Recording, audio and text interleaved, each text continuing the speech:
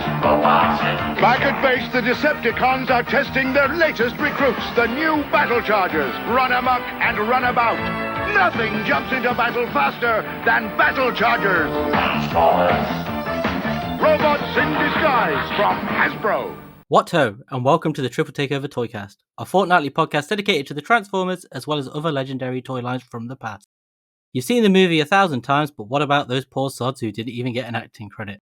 For episode 41, we felt it was only right to protect your neck and rampage through a breakdown of non-movie characters that took our breath away as the Transformers found its groove in 1986. Joining us as always is writer, photographer, and the instrument of destruction for many toys over the decades, it's M.A.S.K, aka TFsquareone. That is so apt considering what we're talking about today and what's just happened in the last 48 hours, but yeah, nailed it. And the triple in our changer is someone who knows the pain of a decapitated aerial bot. It's writer, photographer, and YouTuber Sixo. Oh, man, you see, I'd actually entirely forgotten about the aerial bot story, and now you've reminded me. It's all come flooding back to me like a very bad memory. And I'm Toybox Soapbox, or as the cleaner at work calls me, Liam. How you doing, lads? Very well, thank you. Yeah, very well indeed. How are you, Maz? I'm making a face. Right, you are a little bit, yeah. So what's up with you? Well, that intro's reminded me of a couple of issues I had with the old 1986 bots in the last couple of days. Oh, yeah? Yeah. What specifically? Oh, well, yeah, I mean, we'll get to it, but yeah, after a while, it's a bit cyclical. Like, you get really enthusiastic about vintage Transformers, and I get really into it, and I pick up a few, and I really enjoy photographing them, stickering them, all that stuff. And then there's other times where I realize how old they are and how susceptible to wear and how difficult it is to replace something that goes wrong. And all of a sudden, it's like a hassle that I spent how much on this and what's just happened now with it. And yeah, I weigh up vintage versus modern releases, and I'm trying to find this perfect balance of what to buy for what amount of money that's going to make me the most happiest. And it just varies. And this week, I'm definitely swinging away from vintage, I have to tell you. That's fair enough. It's definitely a balance, isn't it, sometimes? Because, yeah, like there is so much that can go wrong with vintage toys, ultimately. Yeah, and the more mint you get them, it's like the worse it is. It's just the difference between what in your mind is a perfect toy that was perfect when it arrived versus how it looks a mere 2 minutes later. It's like, oh, well, that's quite sick. It's like driving a brand new car off the lot, honestly, sometimes. But maybe they were always like that, and it's just a lack of experience with particular toys makes me think that what I believe the situation was in the package before I handled it was not actually the situation. It might just be a case of that. I don't know. There are definitely vintage Transformers toys that I've come across that I'm amazed how fragile they are. You know, like the one I always think of is like the deluxe Insecticons, for example, because they are just crazy fragile to handle, in my experience anyway. And they have that kind of really delicate, intricate feel to them that honestly, like, I don't know, how would they have survived in the hands of children, just like bashing them into the floor and stuff like that? There's no way. You know, I had a G1 Ransack literally just crumble to pieces in my hands. And I don't think I did anything particularly bad with it. So yeah, no, I do think sometimes it is just the toy, or they've degraded a little bit or whatever. And, you know, no doubt sometimes we're a little bit ham-handed with them as well. They are like middle-aged now as well, so you know. Yeah. Can't have wear and tear even if they've not done anything. They're just degraded, man.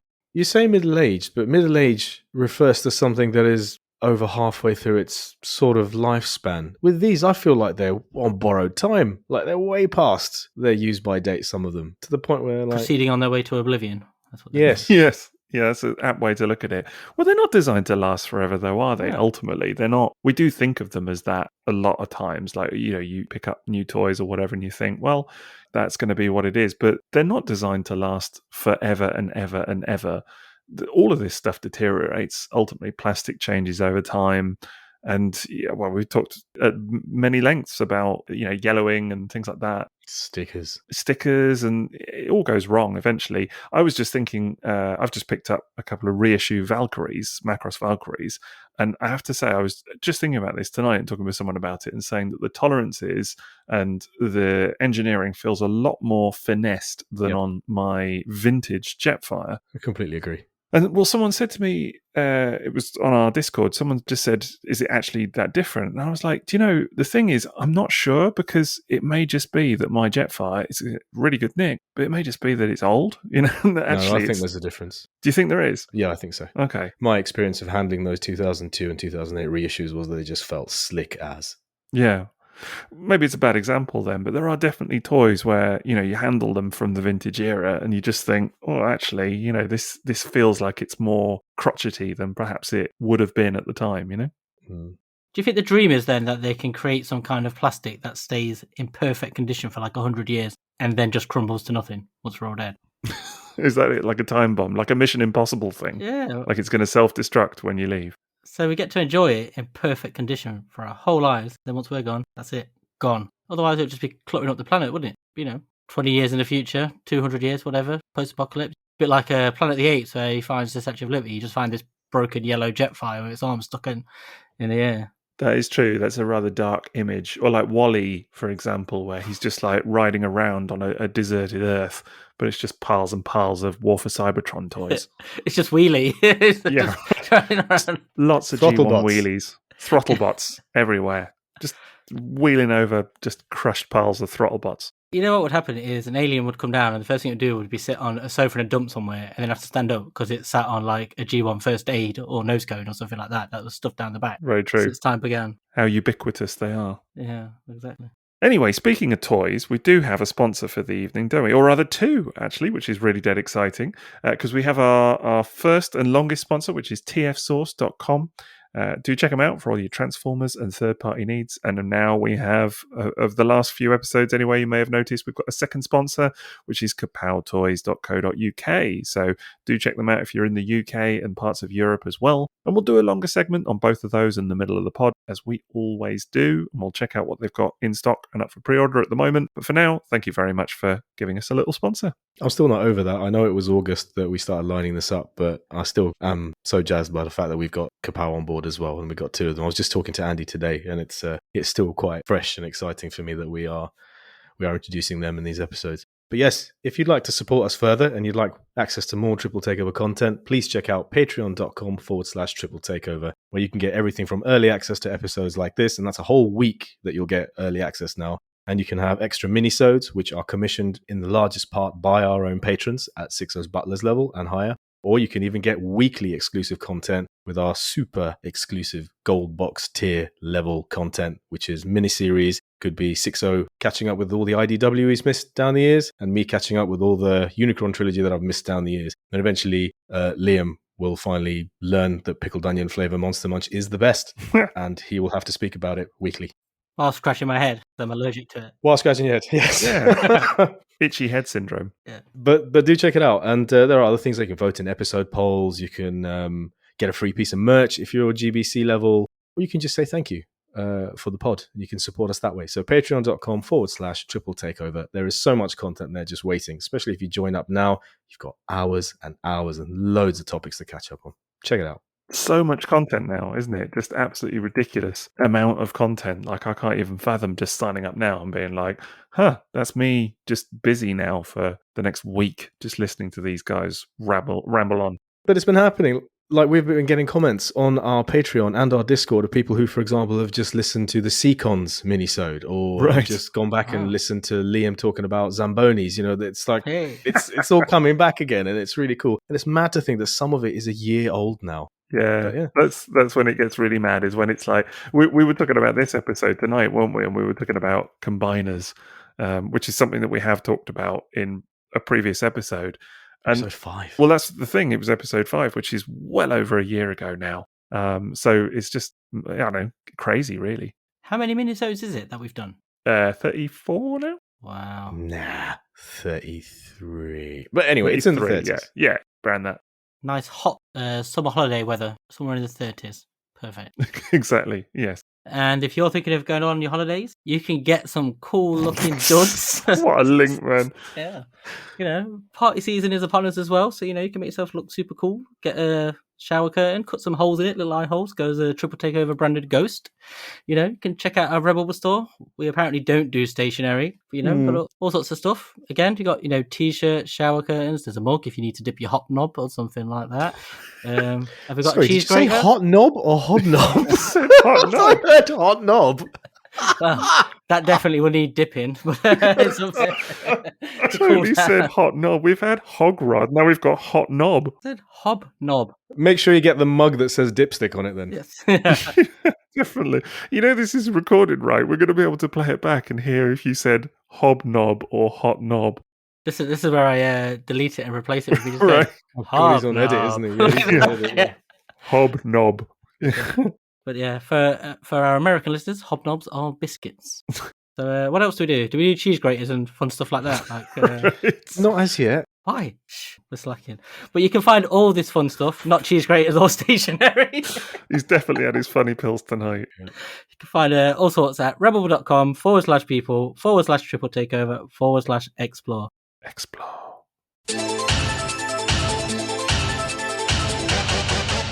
Back in episode 22, we talked about the 1986 movie toys. So if you want to hear more about those, go and check that one out. Whereas today we are going to be talking almost exclusively about the toys that weren't featured in the movie, but also came out in 1986. But it's quite fair to say, isn't it, that these toys and those toys are very, very different in terms of aesthetics and just like pretty much everything, aren't they? Yeah, I think so. Very much so, actually. Like if you think about the movie toys, and obviously, yeah, we talked about it in that previous episode, they did feel very different to a lot of what had kind of come before them at the time. Like the one I'm just looking over at my, kind of shelves and stuff like Blur is a great example of that because it really feels like. Don't start. I don't want to pick the one that you dislike the most feverishly, but it does feel like a real step away from the kind of previous years of Transformers, doesn't it? Whereas I think stuff like, Combiners is probably the obvious one because arguably it does have some sort of foot in a Diaclone origin, at least. It somehow still feels to me sort of like Transformers of old in a funny way. Or am I alone on that with Combiners? No, I completely agree with you. And then you've got all the microchange connection with the Series 3 Minibots in Right. 86 as well. Yeah. Very much so, and then you've got things like the cassettes kind of still feel. Although we classed them as movie toys, didn't we? Because they do appear in the movie, yeah. But they still feel like Transformers of old in their way, I guess. And even stuff like Octane, which is a new mold that we'll talk about tonight, that feels like an old toy to me. It's never felt different from the Diaclone triple changes, particularly. I don't know. It feels really far away from Hot Rod Cut, Blur, and Galvatron. Yeah. It feels so much more like a vintage toy, doesn't it? Oh, a vintage toy. 1985 or 84 right. toy. Yeah, all its modes are Earth modes. Yeah. Yeah, absolutely. Metroplex is a Diaclone design too. Yeah, that's very much so. And actually, Trypticon does feel, although it was designed for Transformers, it does feel like it fits very well with Metroplex in that regard. So I don't know, 1986 as a whole really feels like I'm going to use a football analogy here, Liam. Here you go. A game of two halves. Wow. Yeah, there you go. Did I use that correctly? No, different sport. Is it? Why is that? Football's got 4 quarters. I'm just joking. I was going to say, you could have told me that was true for a minute. I was just like puzzling over it for a minute. I was like, I'm sure it's football. It's not cricket. That's, yeah. I don't know, man. Whatever. I used it anyway, and hopefully correctly. Yeah, there you go. Thanks. I hope this is the first of many. Probably not, mate. And probably that's it for now, for the next year at least. Sports 6-0. You'll soon be 6-0 instead of 6-0. Good Lord. Yeah, right.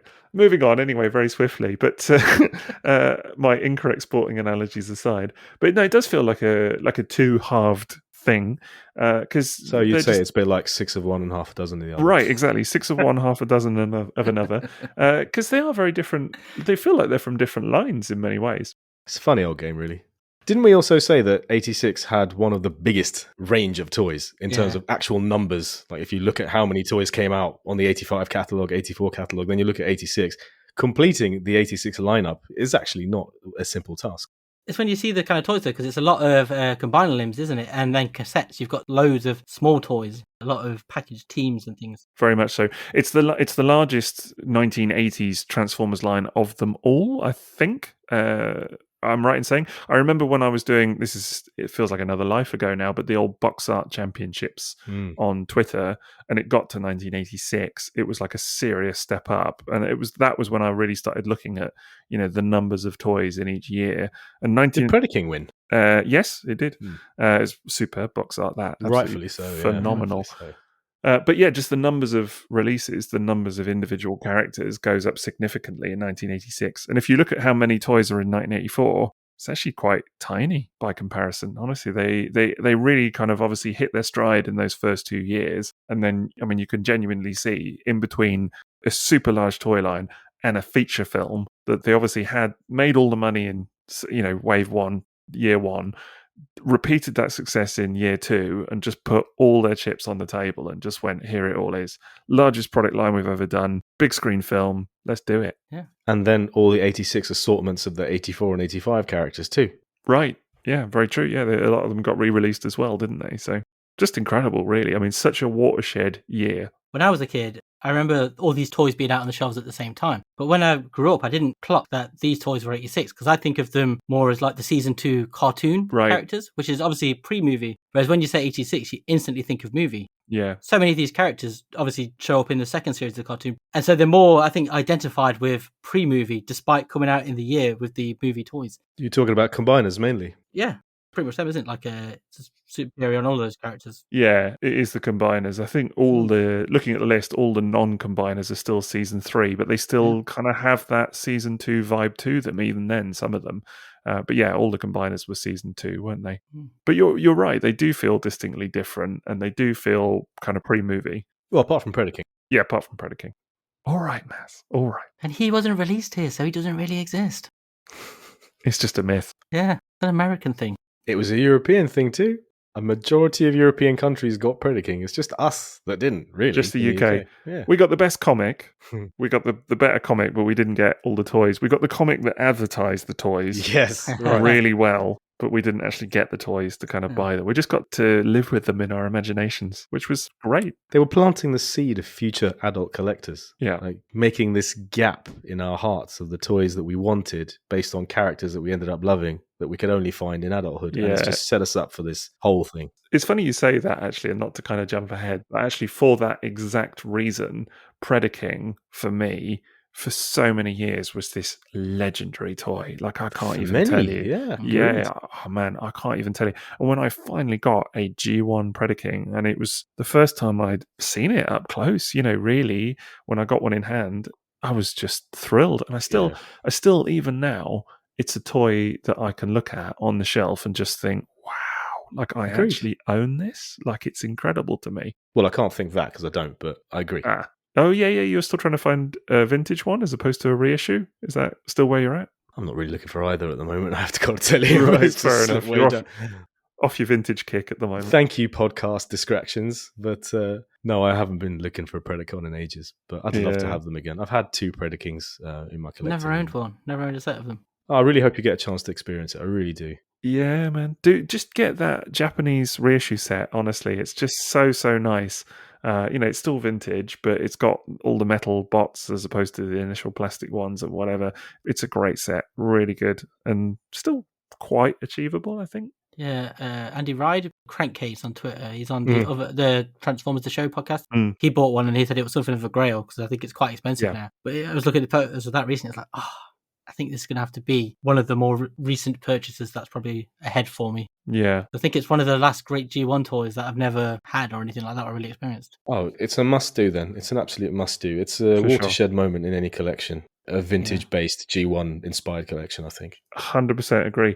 It's just such an incredible toy. And I think the fact is that, I don't know, like the other combiners are great, don't get me wrong, but they're teeny weeny, aren't they? They're kind of, small. Whereas this is the one G1 combiner, I would say, that you really get that sense of like incredible presence. And it's because it's heavy as well. If you get the metal version, it weighs a ton. And it just has this kind of presence and feel to it. And it's all uniform colors. It looks fantastic. And yeah, I just can't say enough nice things about it. The wings attach weirdly to the combined mode. That's kind of the one bummer about it, I would say. But other than that, it's Not just a deal breaker. it's not a deal breaker. No, it's not a deal breaker. I was surprised by that when I first got it. I was like, is this how the wings attach? They don't feel very solid.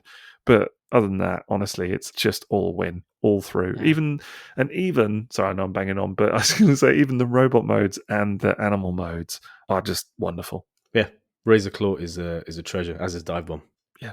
I really, is it Rampage is the tiger? Yeah. Fantastic toy. Really one of my faves. I love Rampage, actually. Yeah, he's one of my favorites. I think him and Razor Claw are my two favorites of that set.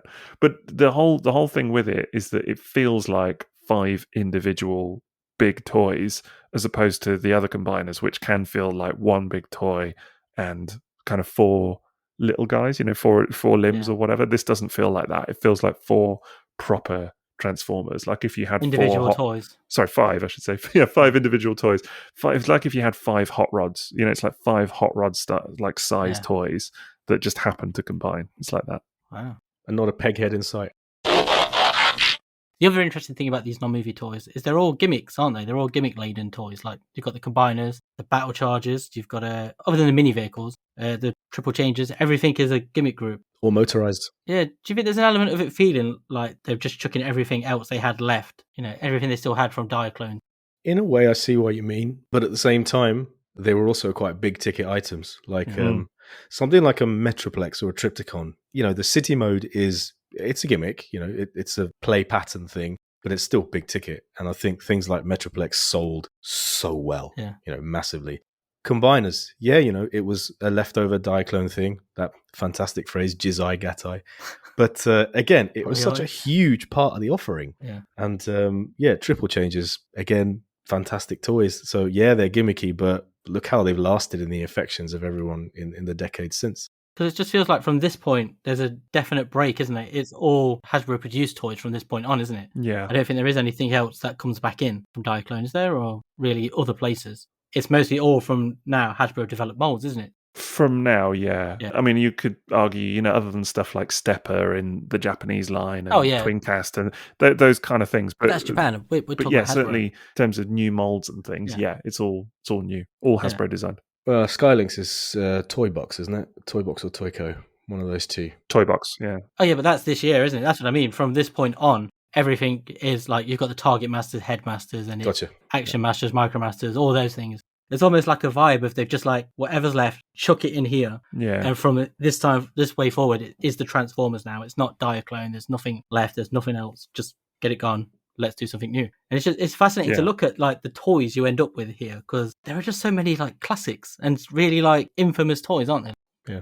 Stuff that turns up in collections every time you see a collection. There's a Metroplex. Maybe it's half a Metroplex. He's in there. Maybe it's a Metroplex that looks like it was coloured after Autobot City in the movie, for example. Yeah, right. It's like orange or brown somehow. Should have called it Ubiplex, like Ubiquitous Plex. Right, yeah, there it is, yeah. But that is a toy that bizarrely turns up in a lot of collections. And, oh God, you see some of them, don't you? Just looking like an absolute state. Yeah. You can tell that is the marquee toy of that year, just in general, beyond Transformers, isn't it? Almost everybody seems to have had it. And like you say, everywhere you look, it's there. It's always in the secondhand, like the secondary market, secondhand shops, people's lofts. It's that toy. If you think about it in the UK, it's probably the biggest Transformers box that we would have seen in stores up to that point. Maybe discounting Jetfire, which, it was obviously large in a different dimension. But in terms of actual like volume, something like Metroplex's box, I mean, we didn't have anything like it up until 1986. Certainly by that point, I guess it might have been outclassed by Scorp and Arc and stuff like that later, and certainly by Fort Max. But in the following years. But yeah, absolutely up until that point. I'm sure I've mentioned to you guys that I have a very distinct memory. I think I mentioned it on this podcast at one point of getting Metroplex for Christmas. Yeah. Peeking it. Yeah, I did. I snuck a look. It's the one and only time, and I say this hand on heart, that I've ever peeked a look at a present in my life. And I just remember feeling awful afterwards. It was like this weird mix of giddy excitement because it was something I was so thrilled to see, but equal like huge amounts of guilt of just, having kind of ruined my Christmas surprise, as it were. But yeah, it was still thrilling to see it there under the tree. Yeah, and I mean, what kid wouldn't be excited to get Metroplex? I remember that so strongly as well. That Christmas opening that toy, and I remember the box more than the toy itself. Like I remember just looking at the box. Same. They just have that effect, don't they? The photography, you just sort of, it's like you stare into it and through it and every part of it. Amazing, incredible box. It really is. It's toys like that I remember really clearly from Toys R Us shopping back in the day. Metroplex's box, and then the year after Scorponok's box. I felt like I saw them on every visit. And ever since collecting as an adult, the amount of Metroplexes just in the secondary market, just helping out the Space Bridge with trying to organize his garage before and after toy shows, we were able to line up a domino line of Metroplex boxes, like leading out of his garage around his car. There's just so many out there. And yet, it's what we always say, isn't it? When you get a nice one, it's totally worth it. And I do think there's a lot of people. For me, it's another of those toys that I think I don't know, maybe not in the same league as stuff like Wreck-Gar, where we've said, you really need to have a nice one to kind of fully appreciate it. I think there are a lot of people that still like a good Metroplex and they enjoy the toy. But I think still the difference between a sort of so-so, slightly yellowed, or even, a really knackered Metroplex and one that's like properly mint it's a chasm, isn't it? Yeah. Those squeaky legs. Do you remember that noise? Yeah, I do. That's so much of Metroplex is the noises. I can't remember another toy before that where it set my imagination on fire like that, because it was like having a small building, wasn't it? It's like supposed to be a small city, so it's a base and stuff. Like you had play sets before, but this just felt different because it had the ramp and all sorts of stuff. And then it never made any sense, like the little arches that go on his chins. Yeah. And they're like supposed to be bays for the car, but you're like, how did they get in? Because his feet are there. Yeah, that's true. It makes your imagination work, that toy. You were just saying earlier how it makes a difference to have a mint Metroplex. I've always felt it was more important for that toy to have all its accessories, because I've had used Metroplex before. And for me, it was more, once it was loaded up with all the guns, all the missiles, all the parts and attachments on his shoulder and on his back, all the building bits and the kneecaps, then it felt like a real sight. And it didn't matter that the stickers were knackered or it was a bit discolored somewhere. It just looked like the real deal and a whole lot of toy. And for me, it was always more about having the parts to really appreciate it rather than that one in particular being mint. Yeah, I could see that as well, actually. I mean, it's definitely one of those molds that benefits from having, like the guns on the back of his shoulder, for example, on his right shoulder. The one aerial, because he's got, one that pops in and out, doesn't he? And the other is one that you have to kind of put on. The guns on his actual shoulder sides as well, plugged in, his knee pads. I think when you take all that stuff off, he still looks great, but he definitely looks more bare without it. Whereas when you fully load it up and he's got all the different spikes and all that kind of stuff going on, just can't be beat. I just remember that the first time flipping over, the hidden double laser cannon. Oh, yeah. So that's sort of on the underside of his helipad, and it pops up at his shoulder. And the first time doing that was just such an amazing thing, because you feel like you're transforming something like a secret hidden like weapon or something like that. And it's just such a cool feature as that spins around. Yeah, I love that gimmick. I actually love the way that you have to turn one of the antenna just slightly, just to turn it to the side to flip the guns out and all of that. I love the little rocket launchers in his boob. I love the whole runway gimmick, the ramp. I just think that is just one of my favorite bits of G1. There's just everything about that toy I just think is absolutely fantastic. Stickers too. I'll never forget the helipad sticker. Even though I never owned that toy, the helipad sticker graphic stuck in my mind for years, from catalogs, from the box art, everything. Yeah, absolutely the same here. And there's something about the mold and the design of it as well. The face is amazing, and it just has this presence. And like the size of it, I'm always surprised by actually how small it is. Yeah. Now here's the thing. So today, as you may be aware, and here's a Metro Flex, if you will, but which was actually his name in Japan, Metroflex. It was, it was. Yeah. But I picked up a Metro Titan, and which is a beautiful design and definitely rivals Metroplex for me, maybe even better, in terms of the deco. It's nicer. It is nicer. It's I lovely. remember being knocked out by that toy in person. Oh, green eyes. It's absolutely beautiful. But it still got me today, just, getting it out and everything and looking at it, just how small it is. I was like, oh my God, and I own Metroplex, I have it right there. So it's not like it should come as a shock, but still seeing Metro Titan, it's still like, I almost have to remind myself every time, it's not a massive toy. I mean, it's the same size as like Jetfire and stuff like that. Yeah, if you put Ultra Magnus next to it, it's not that much difference, is it? No. It's that kind of toy, but I think as well, it's because we talk about it in the same breath as City Bots, don't we? That's how we group them with larger toys and larger characters. So we thought of as a larger character, so you expect it to be bigger, even though you own it and know it's not. Yeah. In your mind, it always is bigger than it actually is. 100%. There's a really good picture online of, I think it's actually the Car Robots Brave Maximus, but still that mold, and then the Great Robot Base from Diaclone, the original toy, not the one that's coming out, and then I think it's actually Metro Titan, the three of them, because they've all got kind of similar color schemes. There's a great picture. I can't remember whose blog it is or what have you. I think it may be Soundwaves Oblivion, but he's got the three lined up together. And the picture really shows you just how tiny Metroplex is versus those other two toys. Honestly, it's really funny. Well, he's got those G1 Autobot trailer wheels, hasn't he? He's got the same wheels that you'd see on a Prime or a Magnus. That really should set it in scale for you if you've never seen it. It's obviously got like a rolling battle station mode as well. And yeah, it's basically got Magnus wheels on it. So, don't be too surprised when he's the same size in robot mode.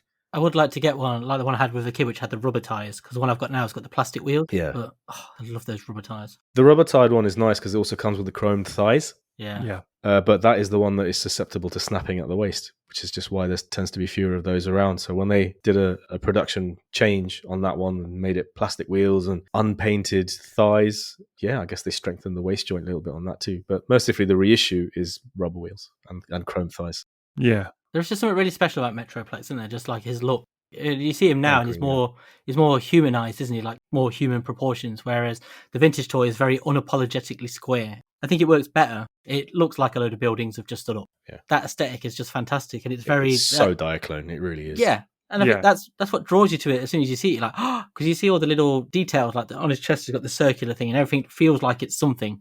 Yeah, absolutely, 100% agree. I have the Encore, the reissue, and it's honestly, I love it. Like, I wouldn't worry about getting a vintage one or whatever. The Encore does the job very nicely. It's got the chrome thighs, it's got the rubber wheels.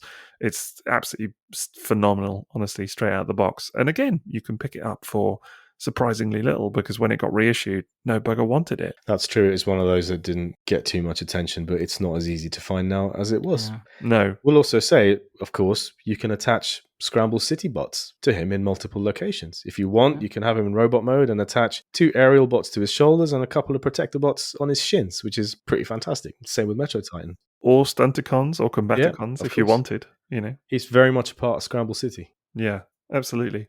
And I love that feature as well. Just don't snap the heads off. Yeah.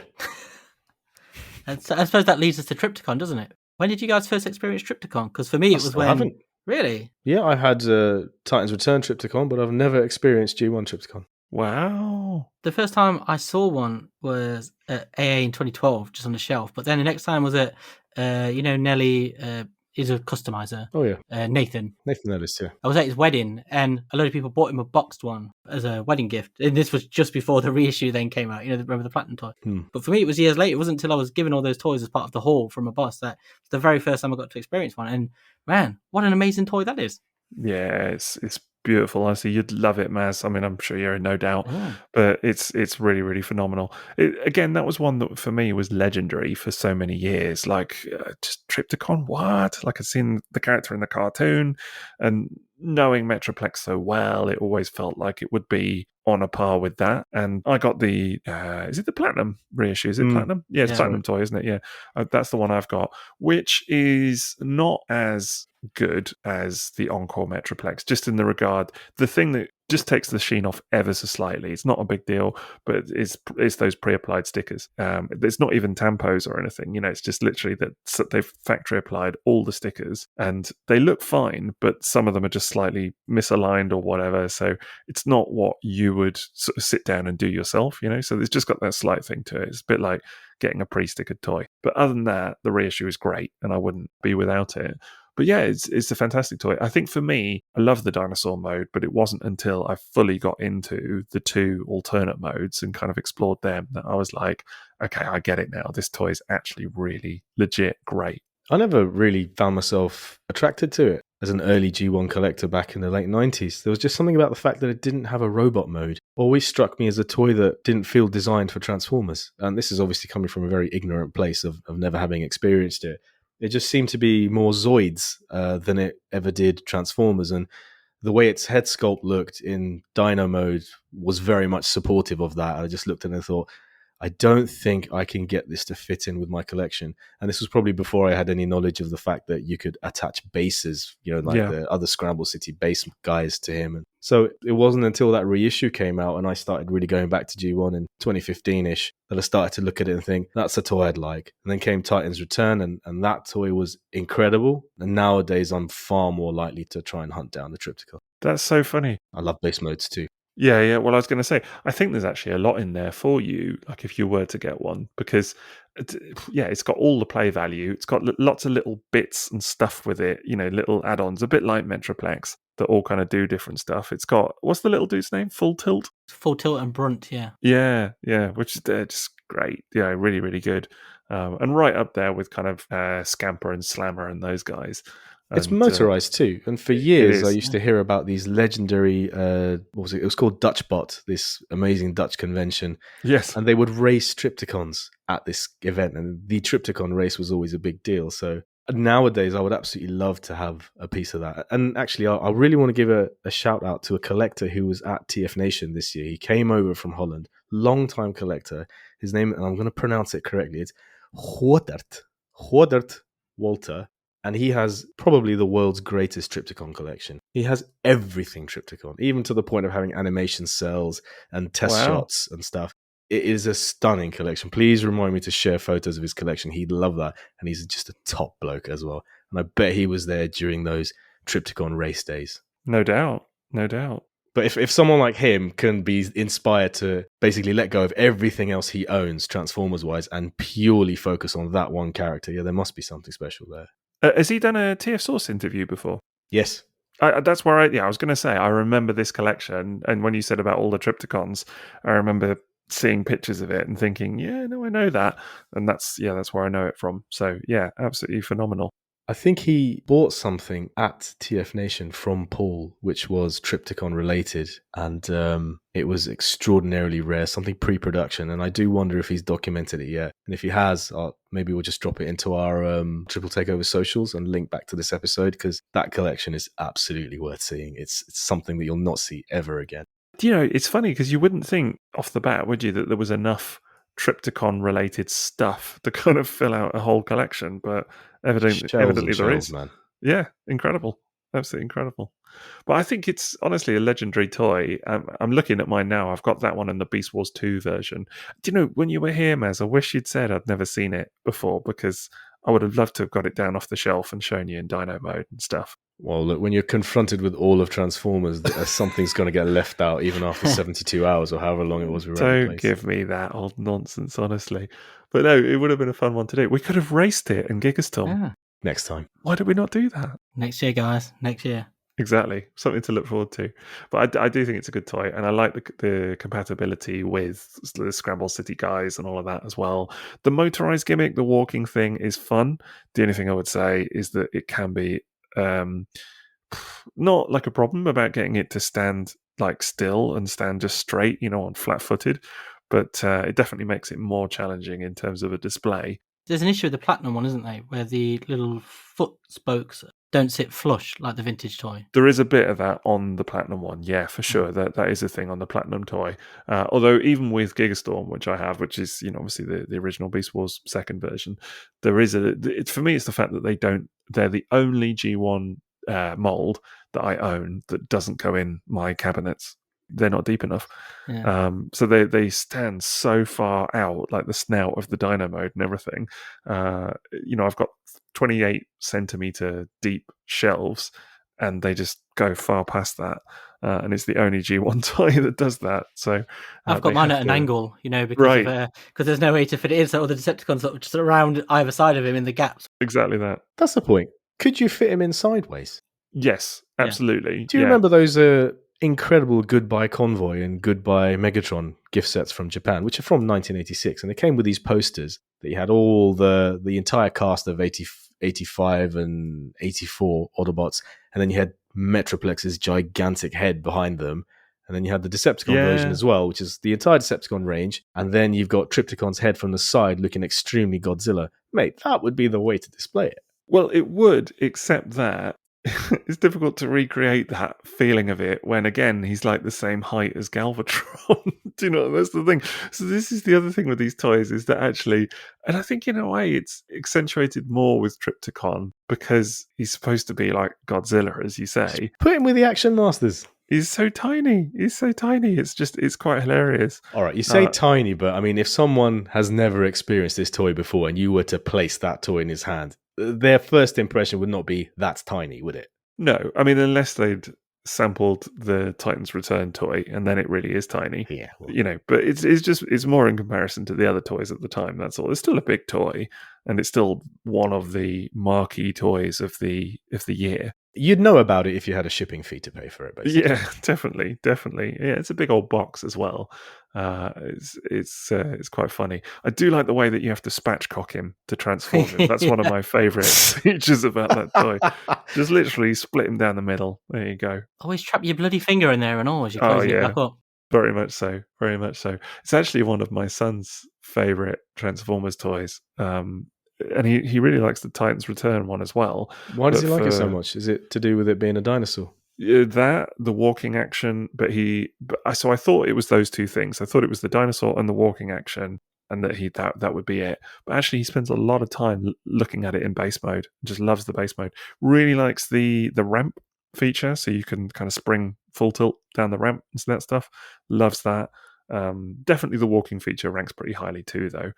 But also it's very easy to transform, so it's one that he can flick back and forth between modes, and without much effort, and just all round hit. Honestly, he absolutely loves it. I was just going to say, as you know, when they have these races with Trypticons, do you think they just play Everybody Walk the Dinosaur? All they're doing is getting drunk. Was reference. Yeah. Bingo card picked. Amazing. But so God, I'm annoyed you got there first with this one and Living in a Box. That's just, I've got to get there first with Africa by Toto somehow before the end of this podcast series. You got to work quick to get ahead of Liam. But so just before we finish on these guys, so Trypticon is also a refugee of this sort of cancelled Diaclone combining line, the Jizai Gatai, was it? I mean, I wouldn't be surprised because of the compatibility with the combiner leaders like your Onslaughts and your Motor Masters. It wouldn't surprise me, and also the scale sort of makes sense. And we have had plenty of dinosaurs in Diaclone. We had the pre-Dinobots, we had Machine Dragon as well. It's not something that would have looked out of place in that line had it continued a couple of years more. And Brunt and Full Tilt are quite similar to Six Gun, Slammer and Scamper in style, aren't they? Yeah. In that they're little toys made up of other toys that sort of combine. I would say so, yeah, Brunt especially in that regard, like the sort of making up thing. But yeah, I could see it being of that origin. I honestly don't know whether it is or not. I'm sort of looking up at it now and just thinking, is it? Is it not? Where did you come from? Yeah, because in a way it feels more akin to Metroplex than anything else. It doesn't necessarily feel like the other toys that were being designed from the ground up in Transformers either. It doesn't almost feel certainly probably started life in Diaclone, almost certainly. Yeah, it doesn't feel like it fits with Blur and Hot Rod and those guys. Do you know what I mean? It just feels like a very alien toy to those. If you put it next to Scorponok, though, it's quite funny because Scorponok obviously his counterpart is Fort Max, but he's ginormous. Whereas Scorponok scales with these two much better, doesn't he? He feels much similar in style and to handle and just his play features, and even his little partner buddy is another little dude that pulls to bits. They're all very similar. Yeah, that's true.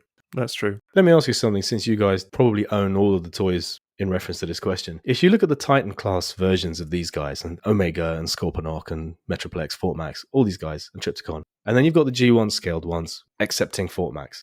Which do you think you're more likely to go to and want to play with now? Like, what do you think represents the best accessible play value? Would you typically go for the really nice new ones, which are huge, tons of features, compatible with loads of toys that are available? Or do you think you'd pick up a G1 Metroplex or a G1 Trypticon or a G1 Scorponok and get more enjoyment immediately out of that because of their size? For me, it'd be definitely the G1 toys. because it's the size, sort of the accessibility, but also, there's an obvious hint of nostalgia because these were the ones we wanted as a kid so much or had and all that stuff. But there's also the feeling nothing feels compromised on them. They feel like they were designed to be the way they were. Whereas the taller ones, one of the things I always have is they're great, but they feel like they're designed to be that toy and the cartoon. So you notice the stuff that's not there more than when you look at the vintage toys, you don't, if that makes sense. So like any missing features of stuff feels magnified on the larger toys. So I always feel like there's some element of compromise. I 100% agree, to be honest.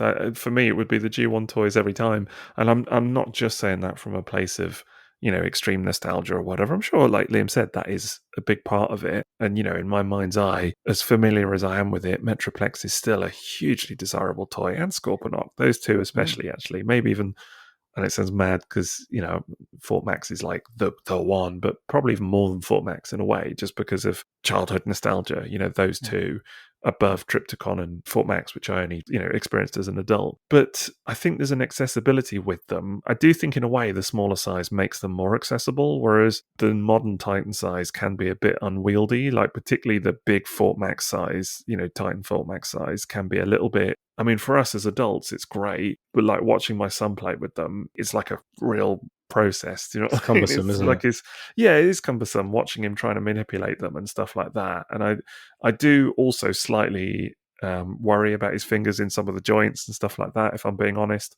I mean, I've had the Titan Scorponok. I love that toy, but I've had it snap back, it toppled backwards and caught my finger in the back of the knee joint and kind of, ripped some of the skin off and stuff. And that wasn't pleasant. Since that day, I've always been like, hey, this is one that we'll play with together. How about that? And just because of that reason. And whereas I think the other, the G1 toys by comparison are pretty, I don't know, indestructible and kind of accessible. But also, I would agree with Liam on the gimmicks and the features. Like if you think of something like Metroplex, but Scorponok again is probably a great example of it. They have all those gimmicks built in from the ground up, and they're really kind of designed with those gimmicks in mind. Whereas the Titan ones often feel like they're imitating something that has already come, and they miss a lot of the original gimmicks, or they try and replicate them in a way that's just not quite as fresh. I don't know. I'm not dissing those toys because I do like them, but they're more imitations of an original thing. For me, like the vintage toys feel like toys that were designed to be played with, whereas the new ones feel like things designed to look like something first for collectors that also have to be toys at the same time. To fit into like a price point. So there's a lot of things missing. And obviously the vintage Metroplex toy, his ramp can touch the floor. Not like that generation toy. It's less apologetic. Yes. No, I completely agree. I just think all four of those toys have some insane gimmicks. I mean, Fort Max, so many gimmicks, just incredible. And again, running through them with old 7.0, just the sheer, and this, M.A.S., from playing with it with your daughter recently, the sheer volume of gimmicks on that design that the modern Titan just can't touch, really. Absolutely. The amount of time spent on the very brief period of time that it was out of its box, which it now lives in again, it had more playing time from her than I think the Titan versions did in all the combined 2 or 3 years that I had all those versions and they were out. Yeah, I mean, sitting down and playing with Brave Max, actually, but the same mold with my boy. I mean, we spent probably a whole afternoon just going through different features and stuff, and the number of, and those moments was palpable, honestly. And I really felt like this is a toy that is sustaining interest over an extended period with the boy, versus the Titans, the modern Titans, which are cool on account of their size, and you get that initial, it's so big, but then actually after 20, 30 minutes, we're done, basically. Do you know what I mean? And he wants to move on to something else. And that's, that's fine. But the old stuff takes it for me, personally. That's it. Those gimmicks in those toys feel like they are for kids to play, aren't they? That's what it's supposed to do. It's supposed to excite you kids to play. Whereas in there, it's a lot of, there's this. And you're like, it's that thing from that cartoon from 40 years ago, rather than it being a gimmick to play with. Although there are some of those in those toys, so being unduly harsh on my part. And, another thing that, talking about the modern interpretations, another gimmick that they don't have, of course, is that they don't combine with the Scramble City guys, which honestly, like the more we talk about it on this podcast and that, the more enthused I get about it. I guess because it's a gimmick that I did kind of appreciate briefly as a kid, but I always feel like I've never made the most of it. Like I've never really sat down and, like I've never taken Hotspot's kind of little mobile repair bay base and got Metroplex's base and kind of sat there and done it all in a photo or whatever. And Silverbolt's weird ramp base thing that he's got, and plugged all the little limb guys in. I've just never kind of done that. But in a way, the smaller scale of those guys is similar to what we're saying about the G1 Citybots, isn't it? Do you think that, because you get now like massive third-party, monstrous-sized limbs and things, but I always feel like in a way that the smaller scale of those planes and all those cars and things made them more accessible in G1 as well? Yeah, absolutely. I think now, a lot, like you're saying there about the play features, I think a lot of the massive ones sort of missed the point. It feels like making something massive to replicate the scale of a cartoon or something like that, rather than like here, where the smaller toys that sort of fit with the smaller, large robots even, they just feel more fun to play with together, don't they? They feel like they go together better. That's 86 in a nutshell, isn't it? It's just, it seems like the birth of the play pattern of interconnecting toys, whether it's combiners or attaching these guys to the bases or even attaching them in robot mode. You're going to have to do that, Sixo. You're going to have to get that Metro Titan. I really am. Some aerial bots. It looks great. I did it 20 years ago and I thought it was ace back then. And I was taking photos like on my bed at my parents' house with my really horrible wallpaper. With the pillow. I still see those photos pop up on the internet. It's ridiculous. But that's my wallpaper from 20 years ago. But to see you do it with these guys, and I just think like if either of you, with the dioramas that you've got access to, just got Metroplex out and just attached all these like other guys to it, Hotspot, Silverbolt, and I got to do it. Just took a photo, a scatter shot. Just if that works, I don't know if that one works, but I mean, how good would that look with the scattered rocks and stuff that you guys use in your various dioramas? I would say for me, I find it very hard to do that because I've got those guys in combined mode in my collection, and I just know that the ramps are in the box in storage somewhere. And right. In order to do a photo like that, I'd have to go searching in 3 or 4 different places to get all the parts necessary to create that, plus the fact that I don't actually have a Metroplex. Oh yeah, no, my ramps are quite accessible. Accessible ramp. Not at all apologetic and fully accessible, which means that that's me all over. Yeah, there you go. I don't think as a kid I realised they were supposed to combine. I realised the joints were the same, but I just assumed it was like a reused joint, like they were just similar because you could plug stuff in and it was fine. Well, like where the heads go in and stuff. Yeah, like on Metroplex's shins or those the little ports, the fact that they are pegs, because obviously didn't have Trypticon. So for me, I just assumed I knew they were the same. I just didn't realise, I never connected the dots that they were supposed to go in together. Pretty sure I've got a memory of probably not reading the instructions properly and realising that you could do that. And I've got a memory of like one day realising that the head could go in on like one of the cars or whatever and just being like, like it was like a real revelation. Obviously not with my aerial bots. I remember doing it, but I thought I was just doing it for the sake of it, like just because you could, just putting other stuff where it's oh yeah, these fit. But it wasn't until I was an adult. But there's a special magic to that, isn't there, about discovering those things as an adult, that you can now suddenly, because you can afford all these things, you can put them all together. Definitely. It's like connecting with your childhood self again, but in a different way. It is. Maybe you can afford all of these things. I don't know. Not everyone. I think I wouldn't want to do it with Metro Titan. Too much Superlink for you, Mas. That's what you're saying. Yeah, exactly. It's not cheap, bruv. Yeah. Get off the Superlink train, mate. That's it. It's a bad drug. It's been a bad trip. No, it's been a great trip. You're spoiling yourself. But I don't know if I'd want to try it with Metro Titan. I think I would be super nervous about a head snapping off inside Metro Titan. I think that would just be... that would be a disaster. Time really does spoil everything, doesn't it? These thoughts didn't cross my mind 20 years ago. I was like, no, can you imagine though? Superior. Yeah, plop, plop, plop. Didn't, Yeah, for sure. Didn't even think about it. Can you imagine now though, like if I snapped off an aerial bot head inside my Metro Titan, that would just be... No, man, that's not what you want to be, is it? Then you'd have to buy new toys. I'm buying another Metro Titan. What you were just saying to old Nick Roach today, how you're struggling to fill the time since you're no longer searching for a Metro Titan. Well, this would give you purpose and the goal again. It'd keep you off the streets, mate. Yeah, sure. That's it. You got to keep me off the streets because otherwise I'm just up to no good.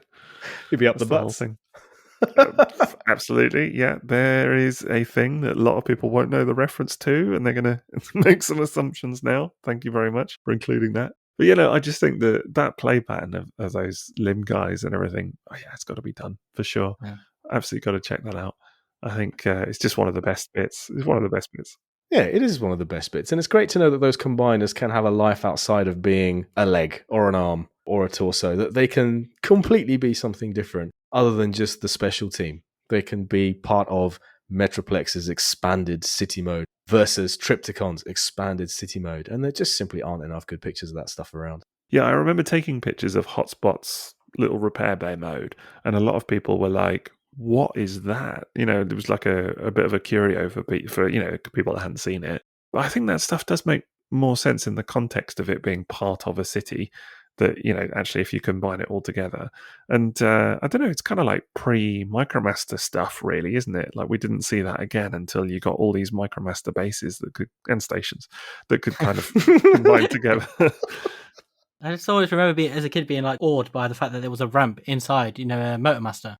Like, just like, what is it? Like, what is this mystery thing? And on Silverbolt, the way you have to widen his legs, so like he looks like he couldn't stop a pig in an alleyway, and then you shove a ramp up him. That's twice he's managed to fit that analogy into the podcast episode. It is. It's one of my favourite expressions. Oh my gosh. Got to get it in there. It's what they said to Silverbolt. Sponsors there. Yeah, right, moving on. The Transformers will return after these messages. Right, well, it's that time for the part of the pod where we talk a bit more about our sponsors. Before we get there, I did just want to mention that, obviously picking up on our discussion about Scramble City, combiners and that kind of stuff, we are actually going to spin off into a couple of mini-sodes on those teams specifically. We have done one already on Combaticons, haven't we? A very lively one with Liam talking quite enthusiastically about Combaticons. And as I recall, toys. Anyway, that's my memory of it. Yeah. It was a good one. Excellent toys. They are. And so we will do the same on some of the others. We're going to do one on the Stunticons coming up very soon. And I'm sure we'll fit in aerial bots and what are the other ones? Protector bots. Protector bots, man. Yeah, only the best. Only the best. I'm sure we'll do those at some point as well. And, maybe we'll do a bit more on Predacons as well. Who knows? But yeah, do check out the Combaticons minisode. If you're not signed up to our Patreon already, it's sitting there waiting for you to listen to it. And we'll have more on the way very soon. But for now, we are going to look at our sponsors. So firstly, we're going to turn our attention to tfsource.com and check out what they've got in stock and available for pre-order right now. What's caught your eyes, gents? For me, I'm going to go for Sound Blaster, the legacy core class repaint of the Soundwave. When I got the little Soundwave, people were telling me it's like toy of the year, and it's just a tiny Soundwave. And I thought, it's all right. I bought it, and then not long after, I just completely fell in love with this thing, and it's not moved from my central desk position right under my monitor since I bought it. And I think it was just the fact that it just looks so good, doesn't it? It's just one of the best looking paint-covered, posable little Transformers that there is. And the fact that it can do the lamppost mode is just brilliant. And now they've done it Sound Blaster colours. And I just think, well, yes, I absolutely want another one in a slightly different colour scheme to stand right next to it. I mean, who wouldn't? So that's my shout. Absolutely. She's got a new hat. Yeah. Maybe he's been to our Rebel store and got some of those new ones. But no, that toy is just perfect fiddle fodder, isn't it? Just having a desk that you pick up and you just move it about a little bit, pose it, put it back down, turn it into a tape deck, all of that stuff. I've covered him in the Diaclone Combat Chronicles Snap Together accessory pack, which has got like radar dishes and wings and jet thrusters and little electric saw kind of thing. Because he's covered in like 5mm pegs, and this thing just functions entirely on those size pegs, and even the smaller ones too. So he is like completely loaded out with gear thanks to this spare Combat Chronicles set I had. And to think that I could have another one with more Diaclone coming through my doors, I could give him another set of really cool accessories too. And because he's that size, he photographs brilliantly in things like Prime's trailer or a Metroplex or a Triptychon. I mean, he was just perfect size for a really nice Cybertron-esque photo shoot. And I totally want that Sound Blaster. That's the requirement for toys to be added to your collection, isn't it? Must photograph well in Prime's trailer. Yeah. Otherwise, it just goes on a solid background. Fair enough. What about you, Liam? Oh, mine is the Legacy Tarn. Have you seen that? Yeah. Very much so. Yes, indeed. Sometimes they nail these toys like so perfectly, and this is one of those where you just look at it and you go, it's got everything I would have wanted from a toy like this. It looks amazing, and it looks like it'd be so much fun to handle. Did you see Mark Clonus's Instagram post? One of the designers, I was saying no hollow parts, and just he was really keen to point out that we've really put a lot into this one, guys. Like, this one's premium. I did. It's one of those, that stupid thing Instagram does where you load it up and you see something you really want to see, and then it just refreshes and just removes it, and then you have to go and try and figure out where it was. Yeah. You're like, You have "What to happened?" scroll down like about 15 posts, to try and find it again. It's annoying, isn't it? So that was 10 minutes the other day. But yeah, that was great. I love those insights he gives. This toy just looks fantastic. In every photo, there's no part where you look at it and go, it's all just, wow. It's perfect. Absolutely nailed it. Yep. It really does look exceptional. I'll look to get that one too, I think. Yeah. I think with our reread of More Than Meets the Eye, it's just all coming back, all that pleasure of these characters and this story. And I think this would be the perfect way to pay tribute to that, if it's going to be as good as it looks. Yeah. I would agree. I think it looks amazing, honestly. And we're just at the cusp, obviously, in our reread of, or read in my case, of Tarn having been introduced. So you technically have no idea who this guy is, do you? well, I do now. Let's put it that way. But because I've read those issues. So more on that later. More on that later, very much so. So yeah, it's very exciting. But funnily enough, I'd sort of looked on the back of, because I've got the MMC Overlord as well, which is really quite stunning. Briefly had a sort of flirtation in my mind of like, should I try and track down that Tarn? Like it's, it could be kind of fun to do. But Coulter was good. Yeah. No idea on how to get it or anything like that. But that's a story for another day. But yeah, that Legacy one, honestly, I mean, if not, that looks fantastic. It just looks really, really good. And it's had such a positive reception online, and rightly so, because you can see that they've poured a lot into it. What's yours? Yeah, what do you want? Tough one for me. There's loads of stuff in stock actually with TF Source at the moment. Like a lot of Fans Toy stuff. Like they've got their new Trailbreaker, which is called Outrider. I think more than that, Hitch. Not I know. Not laugh at that. Dude. I know. Not Paul Hitchens. They called one Thomas. They could have called this Paul quite easily. It would be funny. Yeah, would have been quite a specific reference. But old FD26 Hitch, I think, is their hoist. Is it Will Smith, like the movie Hitch? No. See, a wedding planner just goes around with Eva Mendes planning weddings. Yeah, I would love that. That would be fantastic. But no, it's their hoist. That looks really, really good. And just the new Get Suey Raiden combiner. That's right. The Get Shorty sequel, nobody knows. Wow. Mine has been shipped from TF Source, so I am looking forward to that very, very much. Is it coming by train? Just shut up. Just maybe shut up. No. Don't send him off the rails, Liam.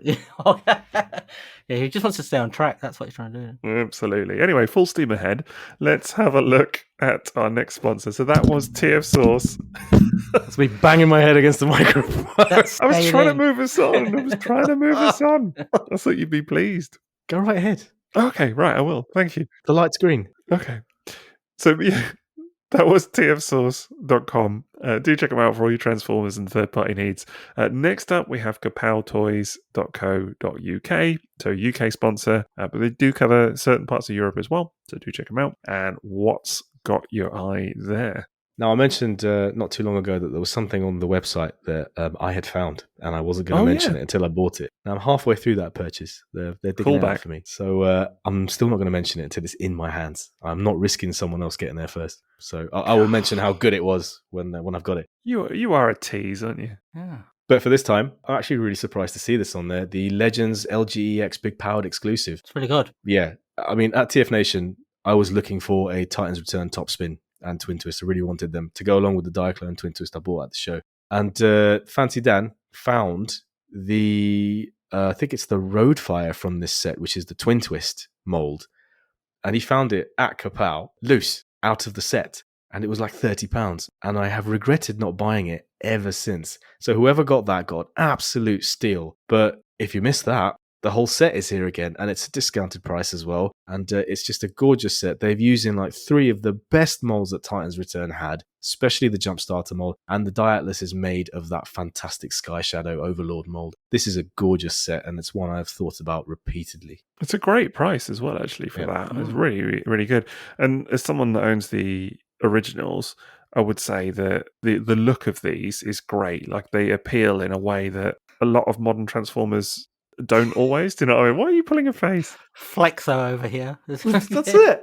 Well, I'm making a point that, that I'm comparing them to the original toys. I liked it earlier when you were like, "Oh, when me and my son were playing with Brave Max." Like, oh yeah, okay. And he's already talked about Metro Titan as well Yeah. this episode. Well, I yeah. own the originals. Big power. Yeah, I can't help it, can I? Can't you? What do you want me to say? Do you want me to not talk about these toys? But yeah, this set, I've got it, and it's fantastic. It's so much fun to pick up, like, and just mess with. For the record, I don't have it.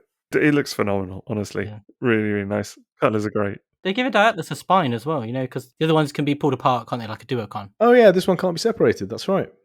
Although you can just pull it apart if you wish to take the little chain thing out. Got to do a fatality on him. Remove the spine. Yeah.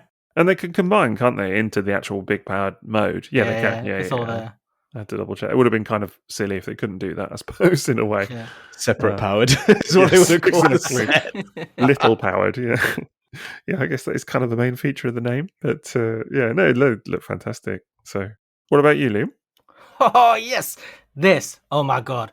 I don't know. You must have seen this, but it's the Heat Boys Teenage Mutant Ninja Turtles HB0012 Leonardo. Oh, which yeah. is like yeah. a freaking Leonardo. That's like a Terminator robot from space. That's incredible. Yeah. No It question. looks amazing. It is amazing. It's mad that this exists. Yeah. Sorry, Heat Boys. Yeah. They're very warm, them guys are. But they're making hot toys over here, so. I'm typing in Heat Boys, and I'm hoping I'm going to get what you're into talking your about. not into normal Google. Right. Okay.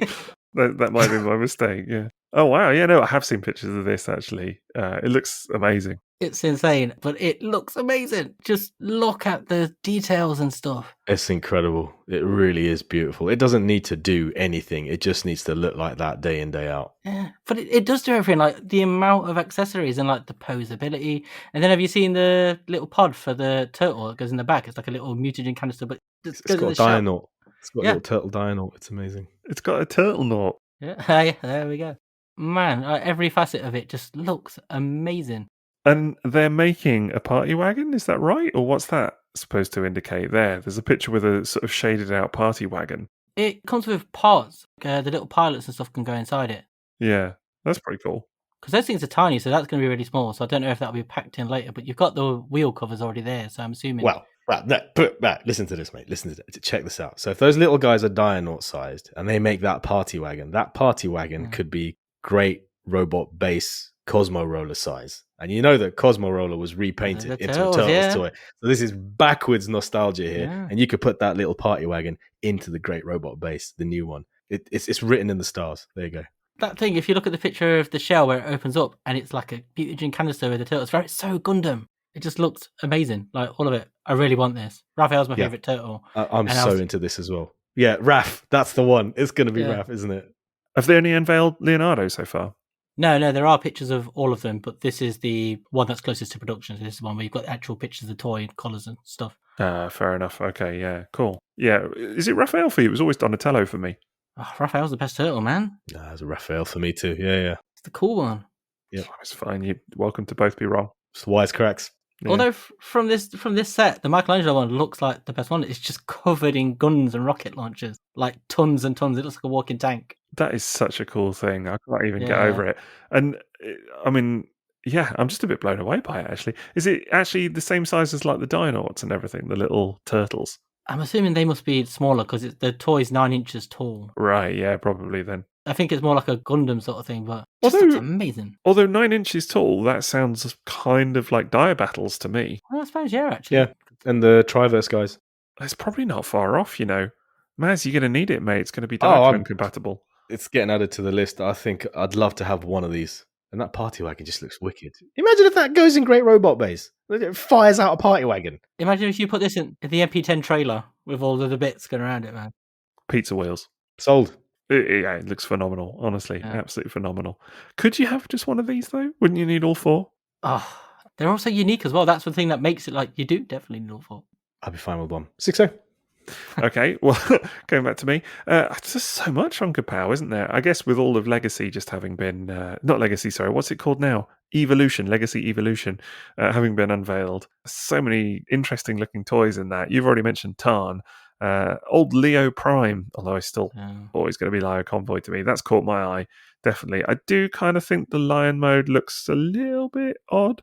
from certain angles, but the robot mode is all win as far as I'm concerned. It looks absolutely phenomenal. So definitely into that That's one. amazing.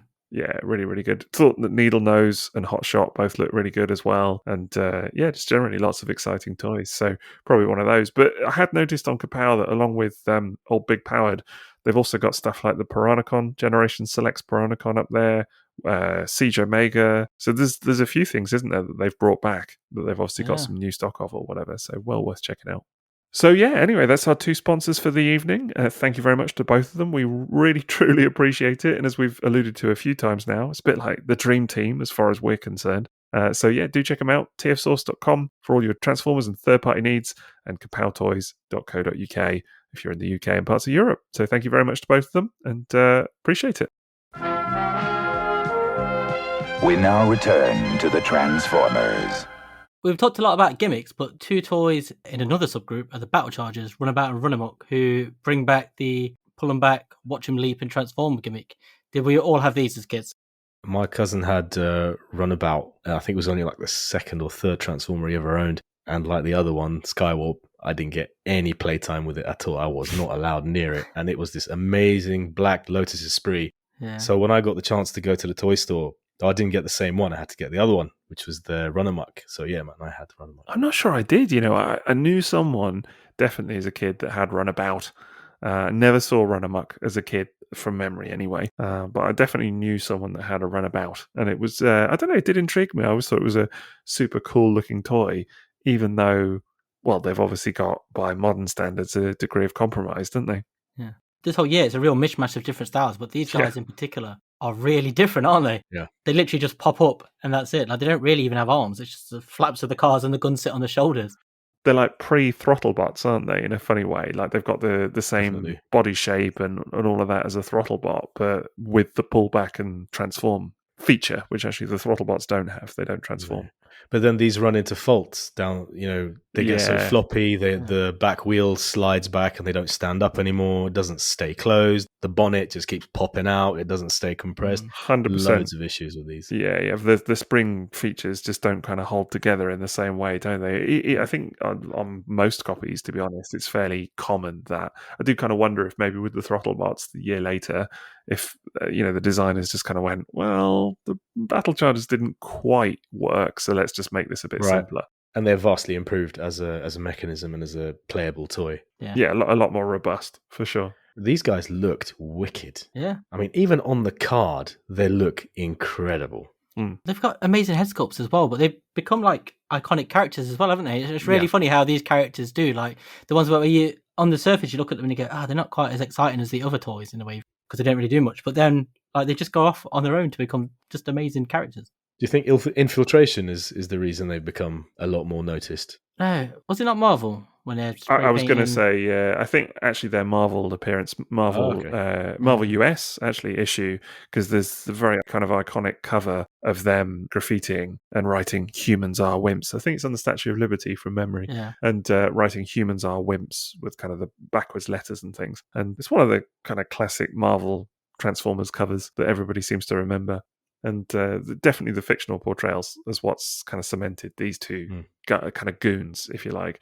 And they do prop up in the cartoon as well. Yeah, Five Faces of Darkness, wasn't it? They were in Triptychon. Yeah. Or they were stealing something from Metroplex. I can't remember which it is. Is there another one, a bit like the Throttlebots that we were talking about on the minisode, where the animation models are just very square and blocky, but it just really works as a simplified, just cool-looking robot.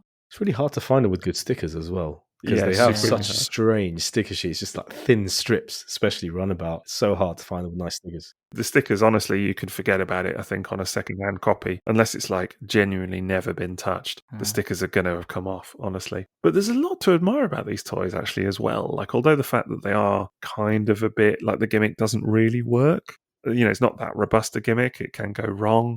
And as you said, because of that, the car modes can sometimes not hang together properly. Runamuck suffers terribly from yellowing. Yeah. Like hugely so. It's one of the worst, I would say, of 1986 in terms of yellowing. It's like, don't put it anywhere near a window. But there's still a lot to like about them. I think they look fantastic in both modes. They are super sexy toys. Yeah. And but both got kind of a different appeal to them as well. Like, I love the fact that Run Amok is a kind of off-white, Yeah. and the orange with him really stands out and looks amazing. But conversely, the red and black on Runabout is just so sleek. So, and I love the fact that actually, although they are essentially the same toy, they've got different car modes, and Yeah. they're not straight up repaints of each other. No. I mean, the shoulder gun is something that I always thought was hyper crap, but Yes. I can appreciate now as an adult collector. But I really would love a mint set of these two. More than most things in 1986, I'd love a really nice set of these two, and it's really hard to find. Yeah, it is. I got lucky with mine. I got actually a very damaged card for Run Amok. It was sealed, I'm going to be honest, but I unsealed it. I know. But to be honest, it was worth it because the card was completely knackered and very yellowed. The bubble was like, I mean, you could barely sort of see through it. And it was one of those where I was like, this is a risk. You know, this is a total risk. Like, the toy could feasibly be completely yellowed through the bubble, which, you know, we've talked about with Generation 2, that sometimes the kind of UV and everything seems to go through the bubble. But actually, I think this era was much better for it. The bubbles just didn't have the same, you know, it's kind of better quality bubbles, maybe, I don't know. But I remember just kind of, it was slightly coming apart already, but just actually taking the bubble off the card. And it's perfect, honestly. And it was just so lucky. But it could have gone very horribly wrong. Did you get it down a country lane? I don't recall, actually. I don't think so. But maybe. No pigs running through Silverbolt's legs or whatever that. No, there wasn't any of that going on. Yeah, no. Well, he couldn't have stopped him anyway, honestly, with that gimmick of his. They just got up the ramp and been shot back. Just pigs going through that guy's legs like nobody's business, honestly. But no, I don't recall having to woo anybody's dad in order to make this particular acquisition. Other gimmicks as well. We saw, you know, because they're very similar to the Throttlebots going forward, but we also saw the return of triple changes coming from the past, didn't we, into this line as well? Because you've got Sandstorm, Octane, and Broadside. Yeah. And Springer, but obviously he's a movie toy, so he's not part of this chat. We were speaking about this before, weren't we? We were saying they feel very like classic G1 pre-86 in sort of feel and style, don't they? I would say so. Even Broadside. Yeah, I mean, Broadside has so much die-cast in it.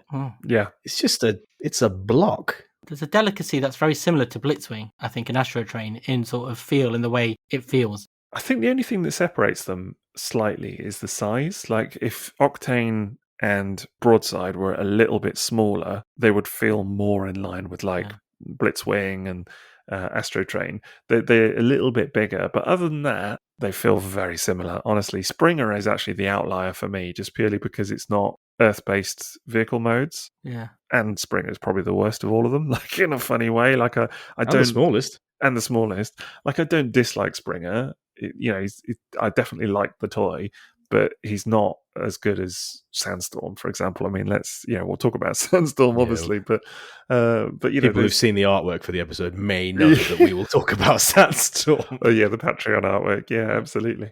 But it's honestly, I think they're all good toys, but they do kind of have, as you say, that old quality to them. Yeah. So I got Broadside and Octane recently. That's a lie. I got Octane in late 2019, and I only got to open him today. Wow. I decided Where's he been? Well, he's been sealed in his box this whole time. I just haven't gotten around to opening it, but I could have left him sealed and let you and Sixo talk about it, but I thought, no, I'm finally going to get around to opening Octane. And I did finally open Octane today.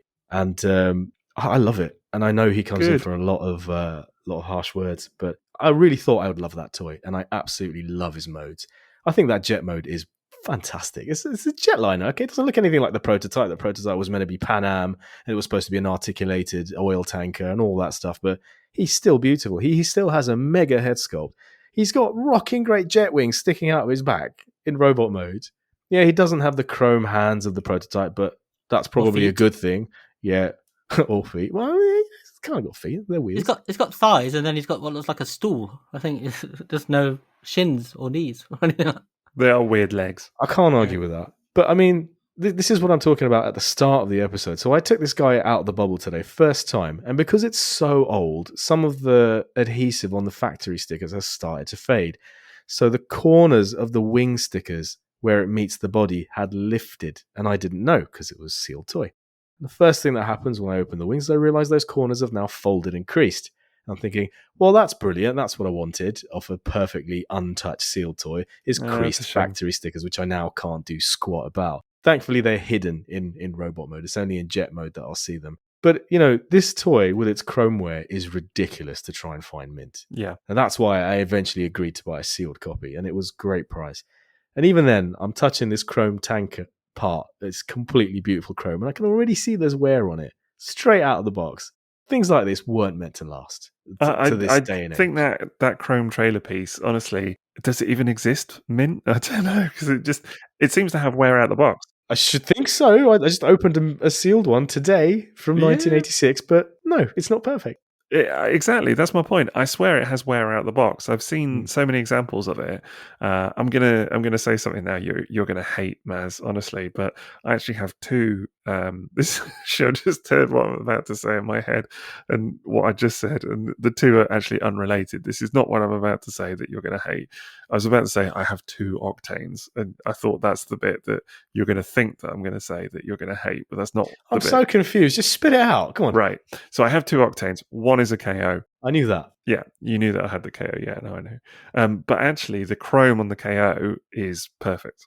Weirdly, if there's one thing they needed to get right, it was that, though. Yeah. As a bootleg company, isn't it? They needed to get that right, and that's why I still have it. It's because the chrome is honestly perfect, and I have a very, very, very nice octane, vintage octane, and the chrome is great on it. Don't get me wrong, but it's actually slightly better on the KO, if anything. I'm just beyond caring now, honestly. After Broadside a couple of days ago did exactly the same thing with the wing stickers, like precisely the same thing. It's peeled, and first transformation, they've creased because that's what age does to toys.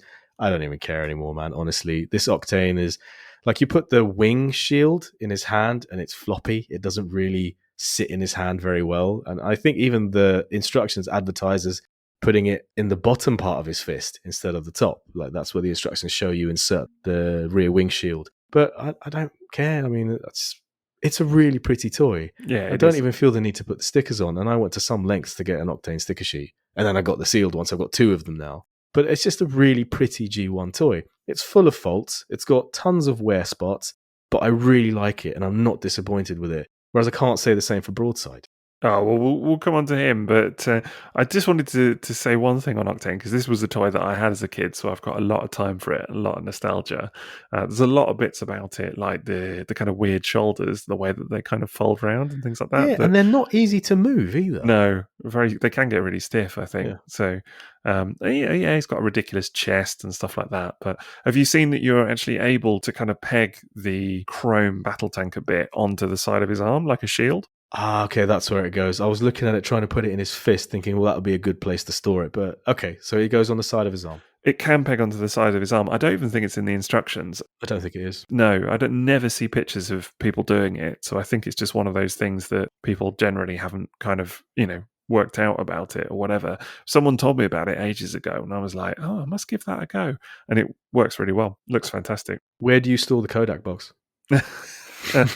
It's a good question. Yeah, indeed. That's the legendary toy, isn't it? With the Kodak box. I'd love to just get one, like a vintage Kodak film box, and just prop him up on it. Recreate forever it in my collection. Do that. Yeah. Is it on the top of the vintage packaging? Yeah, it's on the top of the vintage packaging. On the little transforming bit that you can see. Exactly that, yeah. Yeah, fantastic. So, yeah, to me, despite what we were saying, it's probably the most different triple changer overall. I guess just because it sort of feels different to Blitzwing and Astro Train in terms of it being a bit bigger. I completely disagree. Do you think? Yeah, I think it's totally in line with Transformers because it's so simple and it's got that element of I've moved one part and I totally see that this is now a plane part. I move one part again, that's a truck part. And then you just fold the both parts over and, okay, it's a robot.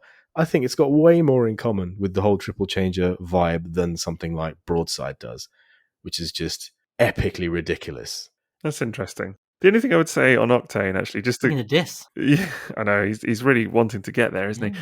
The only thing I would say on Octane that is just funny to me, the bit that I would say is let's say a degree of compromise, is the tanker wheels, is it, on top of the jet mode? Oh, yeah. That is the bit that I could say is legit. Really egregious, isn't it? It's not good. That's the bit that I would say is legitimately bad about this toy. The one thing. And the molded wheels at the back of the tanker as well, which just sit off the ground. You've That's got the true. ones that roll. Yeah, there's little things like that. But even Astro Train has that in train mode. It's got like the molded wheels that don't touch. And that's why I think it's got a lot more DNA of those 85 I'm seeing what you're saying. changes than maybe some of the others. I'm seeing what you're saying. Tell us about Broadside then. Yeah. I like Broadside, you know. Do you? And when I first put him in my display... It's not the impression...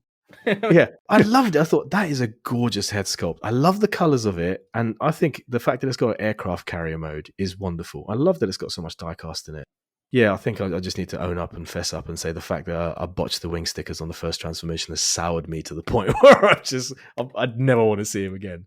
But I actually really like the toy, I have to say. I know it's garbage in terms of it's not. The fact that from his shoulders down to his ankles, he's basically one piece.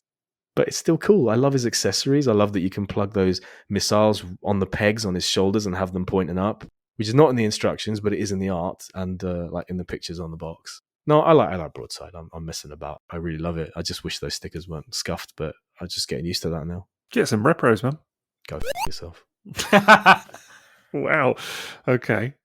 I know you really meant that as well. I didn't. I think the problem with repros is I actually dread the idea of taking off factory stickers of that size. Yeah, for sure. Yeah, it would be a job. Yeah, man. And if you get it wrong, man, it's just too much of a job. Same as with Octane. I'll live with it. I think if I can get nice photos out of him, I'll just live with it. Liam, I'm sensing that you're a like-minded Broadside enjoyer. Yeah, I love him. Terrific. No, this is one of those ones that I really remember clearly getting and being one of those tipping point moments where I started to realize Transformers weren't the same as what I loved, if that makes sense, like what I was really into. So I remember picking up this one and being like, it just felt a bit crap. I mean, I love the boat. I love the aircraft character. That was cool, but the jet looks it's terrible. Silly. It's legit terrible. And this is, at that time, we were coming away from the realistic looking vehicles into the movie era, obviously. I've disliked it more then than I do now because it felt like such a really big part of that, if you know what I mean? Like this shift away from the stuff I like. It's a very ridiculous robot jet mode and all right. And he's got an axe. And if he's the size of a boat, what's he hitting with an axe? That's true, actually, yeah. Triptychon. What kind of fine motor skills has he got where he's just chopping something with an axe? Yeah, indeed. There's a lot of questions with this toy. A lot of questions. I think that's kind of why I like him in a funny way. Like, look, all honesty, I had this toy as a kid, so there's a lot of nostalgia for me with this toy. Putting that to one side, I can acknowledge that it's a bit crap. Yeah, I get it. You know, the boat mode is just a brick.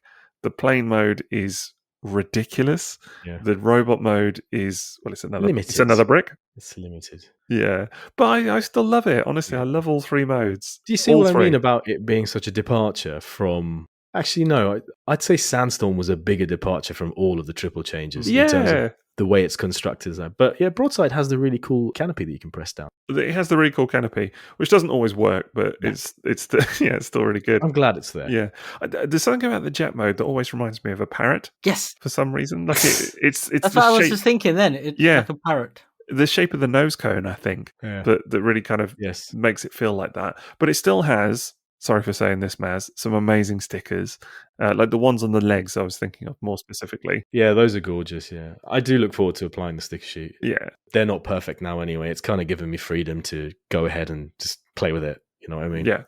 I do think it's a fun... Yeah, colour scheme's amazing. Grey and red and the blue. I like it, yeah.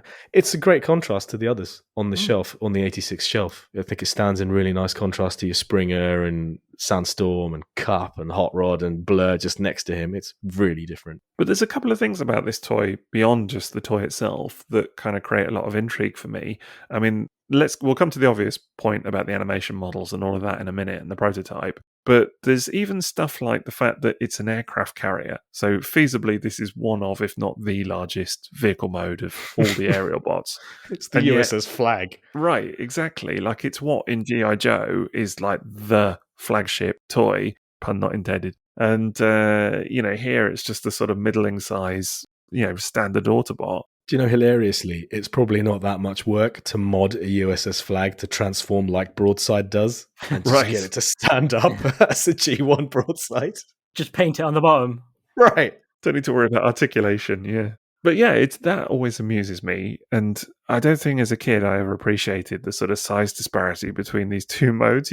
I think it's also the fact that he turns into a plane, which would feasibly land on an aircraft carrier.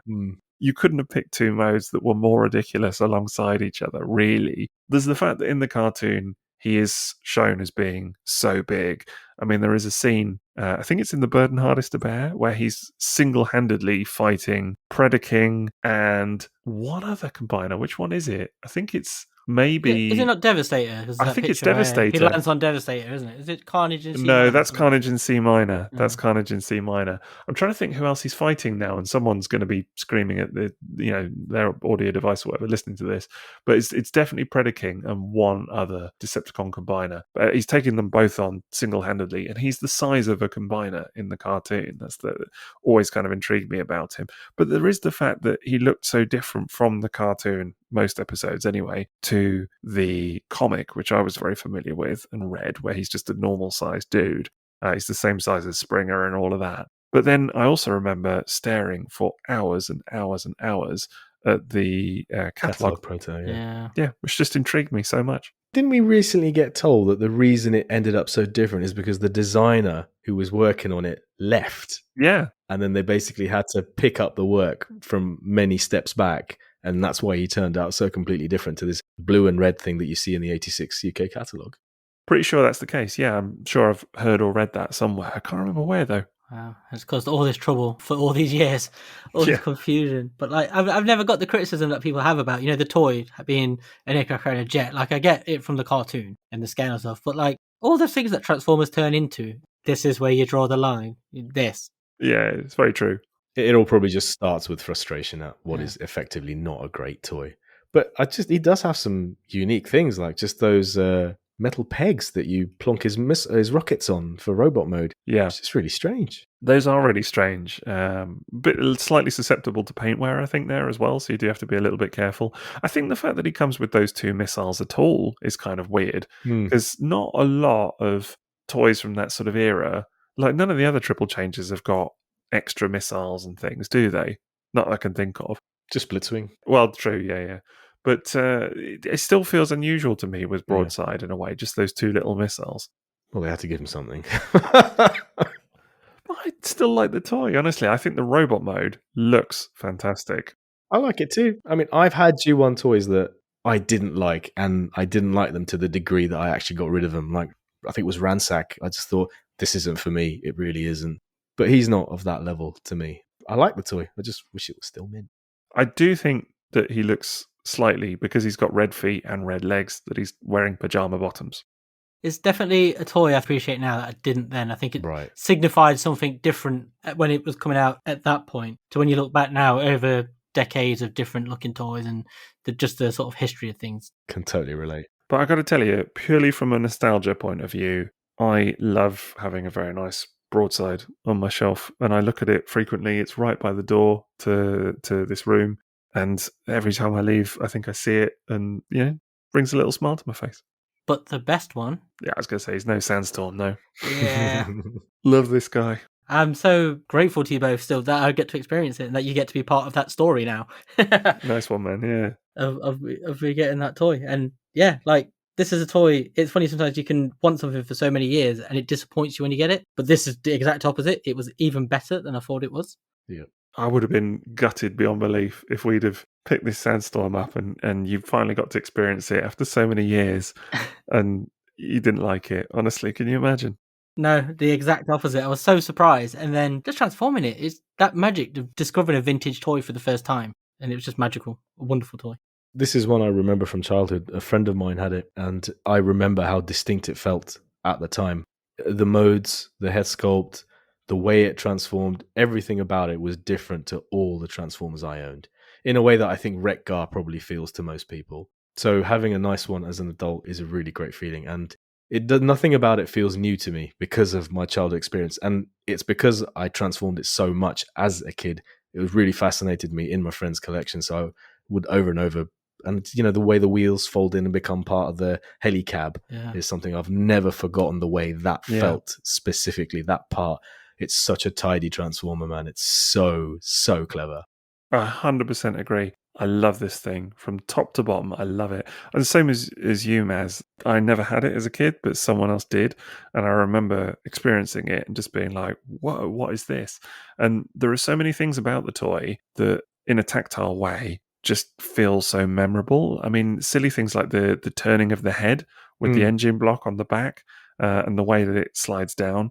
The way that the wheel sort of arches, if you like, the bits on the sides of the legs, the way they unclip and fold round, is really memorable. I definitely think the way that the other wheels clip in for helicopter mode, even the slightly soft plastic feel of the rotors and things like that, it's all so memorable. Which the foldy down orange bit on the fin at the end, even that is like, 100%. I remember that from my childhood. Even the arms becoming the pontoons, even that's just very neat and simple, but it works. Yeah, that's really clever. And it's got that little peg to make sure it doesn't fall down. Like they sit on that little peg in copter mode. It's very neat and tidy. You're right. And I think all of this for me in a toy that I know I didn't actually own myself, but I still have that level of nostalgia for. I think that tells you everything. Yeah. The thing is, those modes as well, if you think about it, its helicopter mode isn't as aesthetically dynamic as Springer's. It's not a super cool looking helicopter.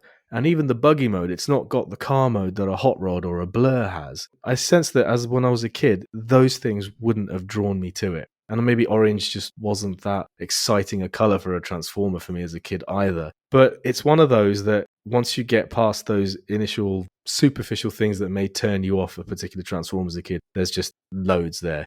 And speaking about things that I can never forget the feel of, it's the way the copter blades sit right in the middle of that large orange extended section and clip in. Everything about that toy is highly memorable. It just feels like a whole different level of special to virtually everything else that came out non-movie 86.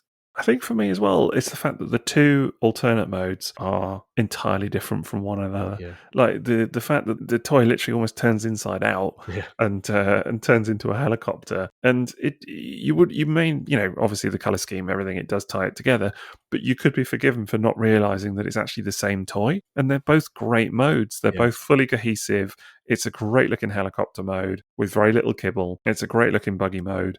And, the buggy and the robot have more similarity to each other, obviously. But still, all three modes feel good. Yeah. Whereas some of the other triple changes don't necessarily have that to the same degree. Right. There's a real sense of compromise that I think that's really inherent to almost all of the triple changes, except for that one. Mm-hmm. Like, there's always one mode that's like less good, should I say, than the others. But all three modes are great. Like the robot mode, it doesn't end up just an amalgamation of parts that hang off anyway. It just looks like a cool robot made from those parts. Yeah. And then both the car mode and the helicopter look like they are supposed to. It just look fantastic. Really clean as well. Yeah, I would say the one that comes slightly close to me, is Astrotrain. Because 100%. I think both the vehicle modes are really good. If anything, it's the robot mode, which maybe just has that slight degree more bit of compromise, just with the short arms and stuff, but overall, still magnificent. Whereas this, I think, in all three modes is just absolute knockout.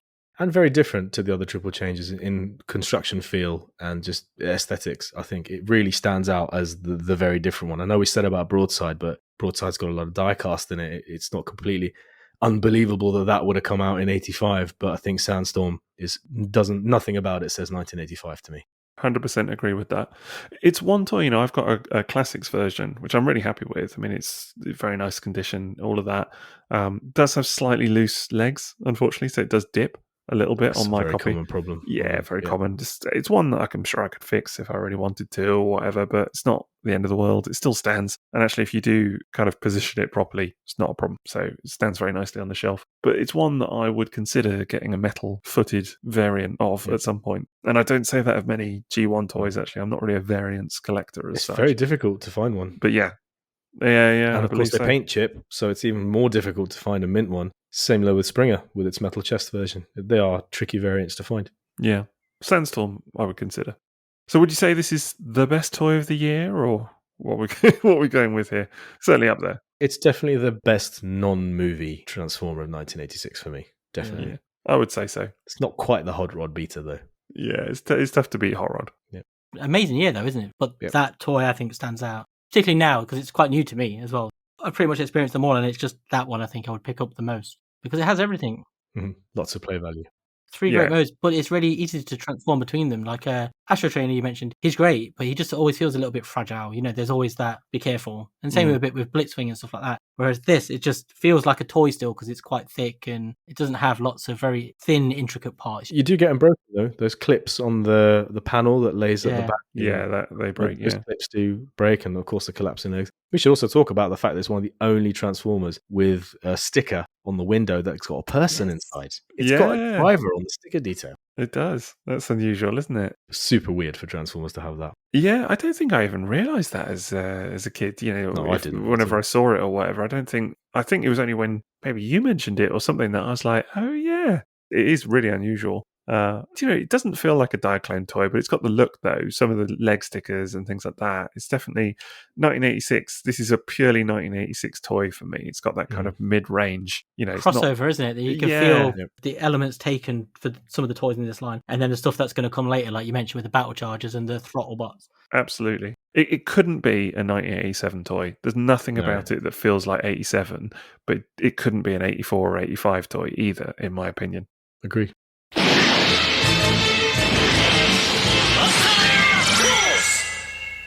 As we were just saying there is an element of this year that feels like it takes things from the past. And one of the things it does is it brings back the mini vehicles from 1984, but in all new forms. So we get a lot of retools here, don't we? Yeah. Yeah. I mean, my second ever Transformer was Hubcap. I thought I was getting Bumblebee, but it was indeed Hubcap. Some people still think it is Bumblebee, so it's in a way, it's kind of like a reissue of that Bumblebee Cliffjumper mold for 1986. And while at the time I felt like, I really got like shafted with this, I've just come to appreciate this toy so much. And it's very humanoid head sculpt and just slightly different car mode. I absolutely love Hubcap.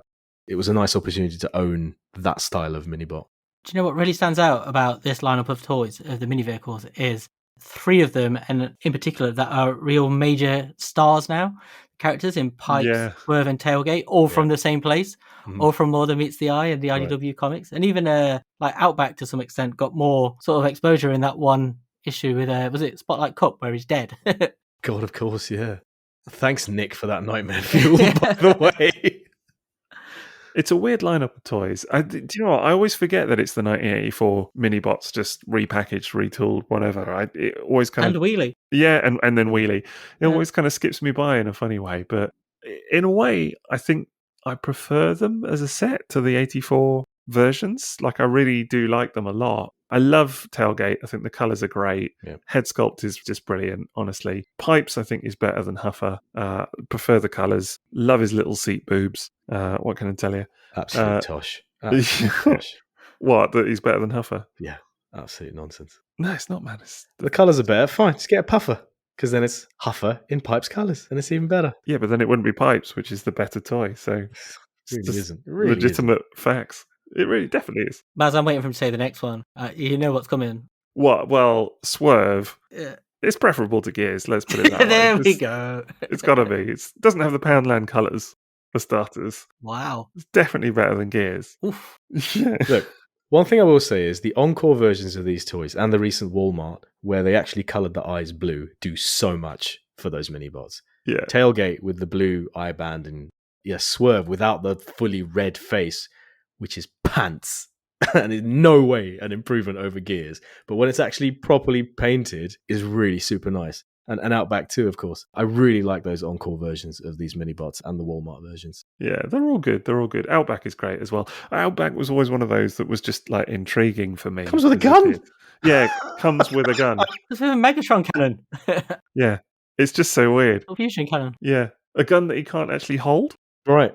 It's just so it just sticks on his back and that's it. That's what his spare tire is for. Yeah, right. It's just such a weird toy, honestly. And he's got like someone said to me that his chest looks like a condom machine. Hang on, please. I've got to have a look. Oh, that's never getting unseen, is it? It was pointed out during the again the Box Art Championship. If anything, it looks. I just can't believe. Was it Santiago Jones? Was it him? I think it was. He has a T-shirt of it, doesn't he? Either that or like a drinks dispenser or something, you know? Yeah. It's got real fruit machine quality, hasn't it? It does. Hammer the buttons. Yeah, it's like a fruit. Yeah, absolutely like a fruit machine. or like a novelty condom machine or something. I don't know. It's just he does have that look about him generally. M.A.S.K's face just ruined the toy now. I was never that big a fan anyway, I'm sorry to say. Oh, fair enough. It just tipped you over the edge now. He doesn't even have bronze clamps. No, he doesn't have the clamps. He's a little bit more humanoid. I still love it though, honestly. I like it for how distinct it feels versus Brawn. I think this one maybe I would give to Brawn, actually, of the two of them. But the others, yeah, I mean, Pipes versus Huffer, that's not a contest. That's just not a contest. Says you. Just imagine walking into your pub's toilet at 2:00 on a Saturday morning or whatever, and you just see like Outback's chest stuck to the wall. That would be weird. Someone's broke the coin slot. It's always the case. That would be a strange one. Yeah, definitely. Swerve is great as well. They're all great. It's the length that they went to retool them all as well. I think it's just quite a neat little thing. Yeah, that's really neat.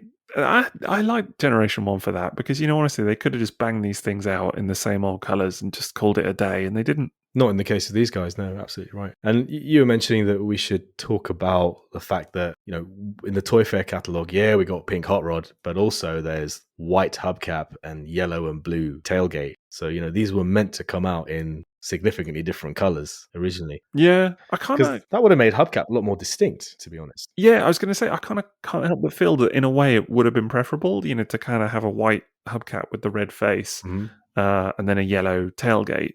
Because it would have helped to differentiate hubcap a lot. I think so. As it is to this day, still hubcap, bumper, the other guys, they're all kind of thrown into the mix. It's like one homogenous soup for some people, isn't it? They still kind of can't differentiate between them. Hubcap is like the forgotten Transformer, isn't it? Him and Bumper, they really are like the forgotten G1 toys. A lot of people just think it's Cliffjumper.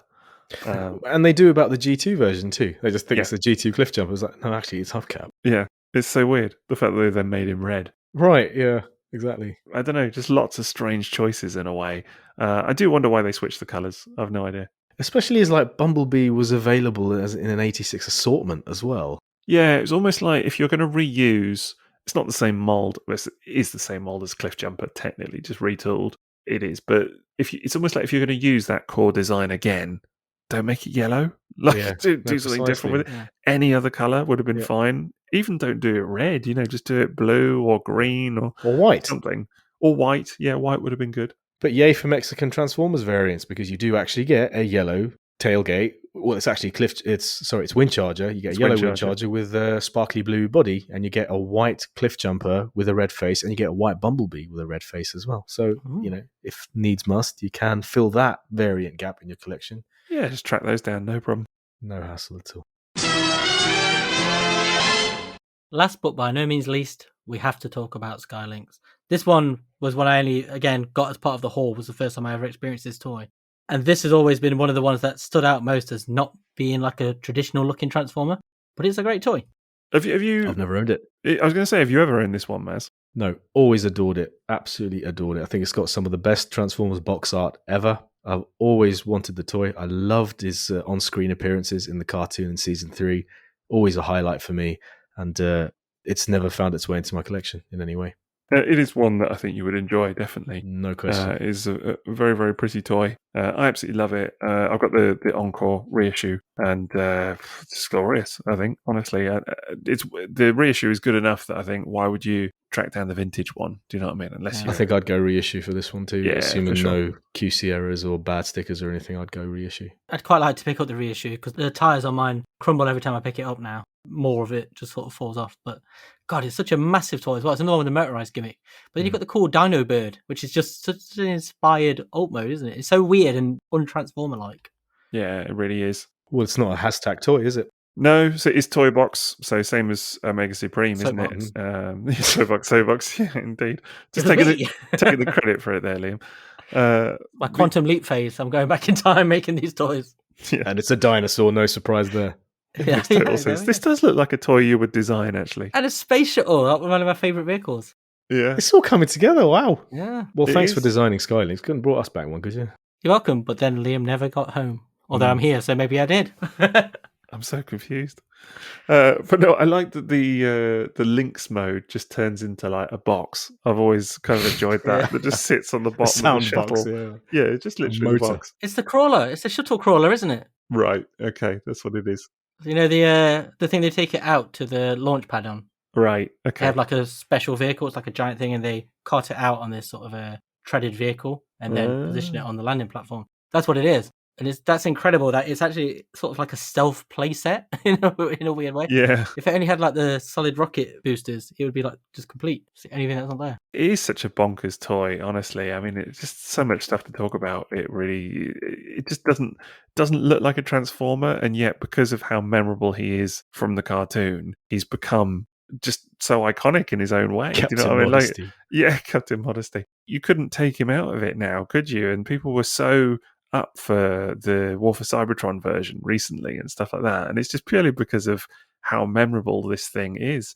I think a lot of people that remember episodes like Call of the Primitives and Return of Optimus Prime, and they've got a lot of memories about this guy, and probably more so from the cartoon than the toy in the UK, because of course we didn't get it. But I just love owning it now. Honestly, it's right by again the door to the room. It's up the top, and I see it frequently and just kind of, I don't know, chuckle sometimes because it's so preposterous.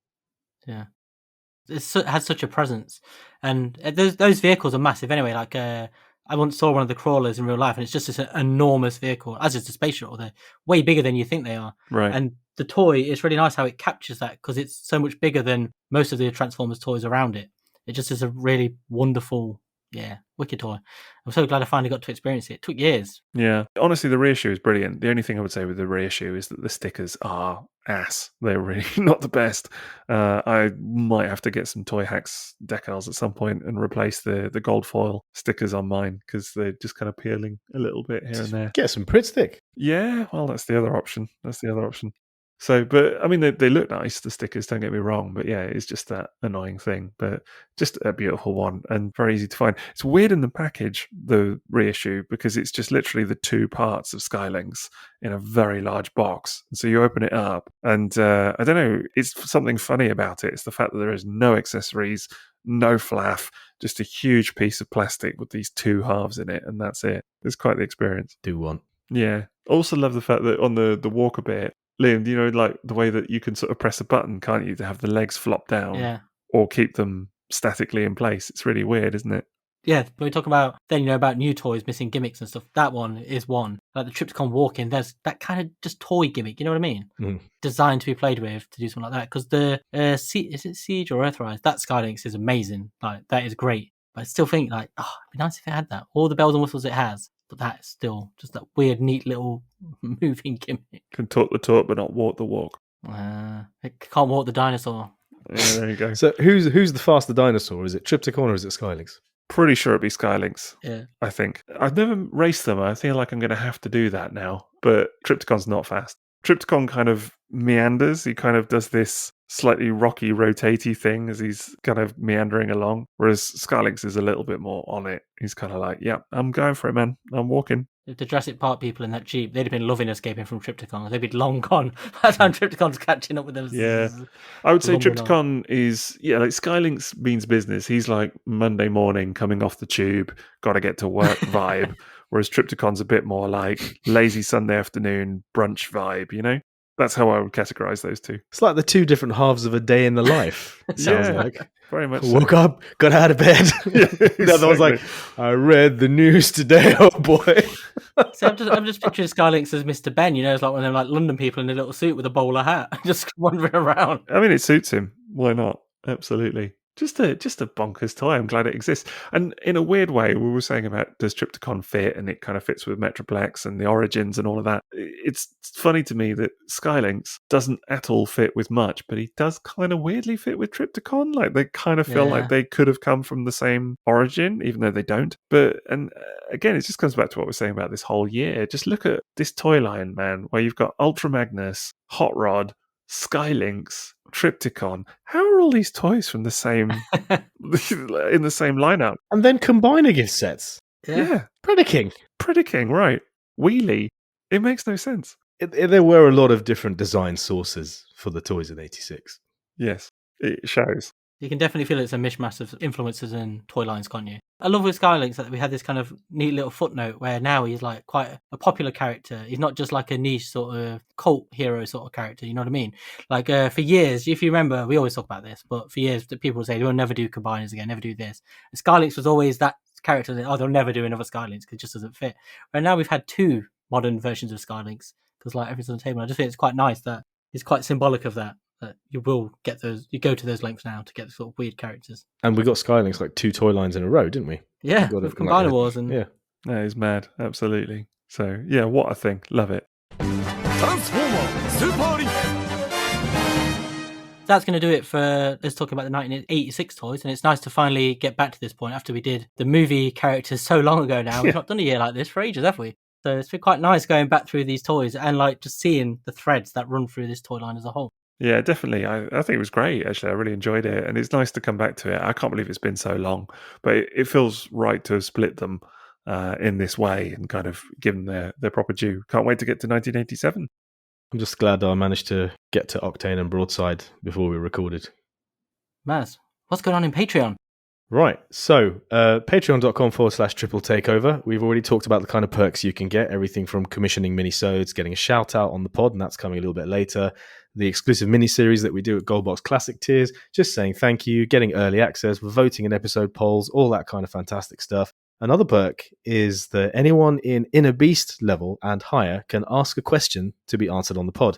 And we're going to answer one that was asked quite a while ago. It's taken a little while to get around to it, but it's from Jackson Arwood. And he asks, what are the worst choices for TF Kickstarters? Now, he probably doesn't mean the ones that have already occurred, but more what would be terrible going forward. But of course, there is an official winner of the worst Kickstarter, isn't there? You mean the chess set? You said it, not me. Well, I mean, you have a piece of it. You tell me. I have a piece of it. It was a weird one because someone, I think it was Stuart Webb, I can't remember. Someone on Twitter put it very eloquently and just said that it was a weird prospect because it required someone to be a huge chess nerd to want to drop the amount of money that we're talking about for a chess set, first of all, but also a massive Transformers nerd to want to drop the kind of money that we're talking about. And those two things really need to kind of overlap. And then you just need to have like a spare, what was it, 600 quid or something crazy, like just sitting around to want to spend on this that you're not going to want to spend on regular Transformers toys. So I think it was just a difficult one on all of those fronts. I think if it had been cheaper and maybe a bit smaller and kind of more accessible, more people would have been into it. But it was a nice looking thing. But I remember when the price went live, it was like straight away people were just put off by the price, and it was like it was just the death knell of it, honestly. Whereas I think if it could have just been done slightly more affordable, people might have been more into it. And of course, we did have unofficial Transformers Kickstarters as well. Do you guys remember Play With This Too, who were looking to offer basically a new line of Pretenders? Yeah. And kind of a spin-off from there, wasn't it? That was a shame that didn't happen. They had so many great ideas, but I think with that one, it always felt like they had too many ideas because it just kept adding stuff. The actual toys that you wanted got lost in the shuffle with so many different repays, and I think it just confused people by the end. And you're dealing with collectors and particularly a group of people who want everything. So when you're creating so many different things, you start to push people out who can afford it, can't you? As well as people like, I don't want that much. Yeah, I had a lot of time for what I saw of those designs. It was not something I was going to back. Lovely. I wasn't. I wish we'd have got them. Exactly. I wasn't in the place of backing stuff like that back then. Do you know what I mean? It was not really something on my radar at the time. But I remember seeing the designs and thinking, these are cool. These look great. But kind of a shame it didn't happen, really. But hey ho. But just in case, Jackson's question was, what can we think of that would be a terrible Transformers Kickstarter idea? Do you guys have any ideas? I would go with a Transformers bouncy castle. There we go. Like the chess set. like you wouldn't back that, Liam. Come on, man. I would, but... That's the way he knows it's terrible. No. So obviously it transformed from being flat to a full-size bouncy castle. So that's Wonderful. Good. But it's aimed at collectors and they would never let kids go on it. So it would just always sit in a box and be like completely pointless. And yeah, so mint in box bouncy castle is a fairly sad prospect, isn't it? You can't go on there with your shoes on. You can't go on there with your food. It's just a complete waste. Okay. I'm going to say a Titan class G1 wheelie. Okay, that's good. That would be the worst thing ever. Just imagine that. Yeah. No, not even Titan class, Unicron size, War for Cybertron Unicron size wheelie. Just a whopping great opening canopy. Yeah, and toilet seat mode. A massive. It would look like a life-size urinal. Honestly, you still have visible hands. Worse. Yeah, exactly. Just like literally the G1 toy upscaled to Titan class size. Just imagine it. We like one of them little child cars. Yeah, just sitting there in the corner of your room, watching you sleep. Couldn't deal with it, man. Honestly, it'd be worse than Supreme Cheetor. That thing would be. Wow, brutal. Yeah, that's mine. I got nothing. I think I could do better than either of those. So. Got full of a fun nose. No, that'll do. So thank you very much, Jackson, for your question. If I do think of something, I'll add it to next episode maybe, but I think those two covered it quite brilliantly. Another perk that we've mentioned, of course, for Gold Box Classics tier and Sixo's Butler tier is a shout out on the episode. And I'm going to try and get through this without coughing. A massive thank you to this increasingly long list of our top tier patrons.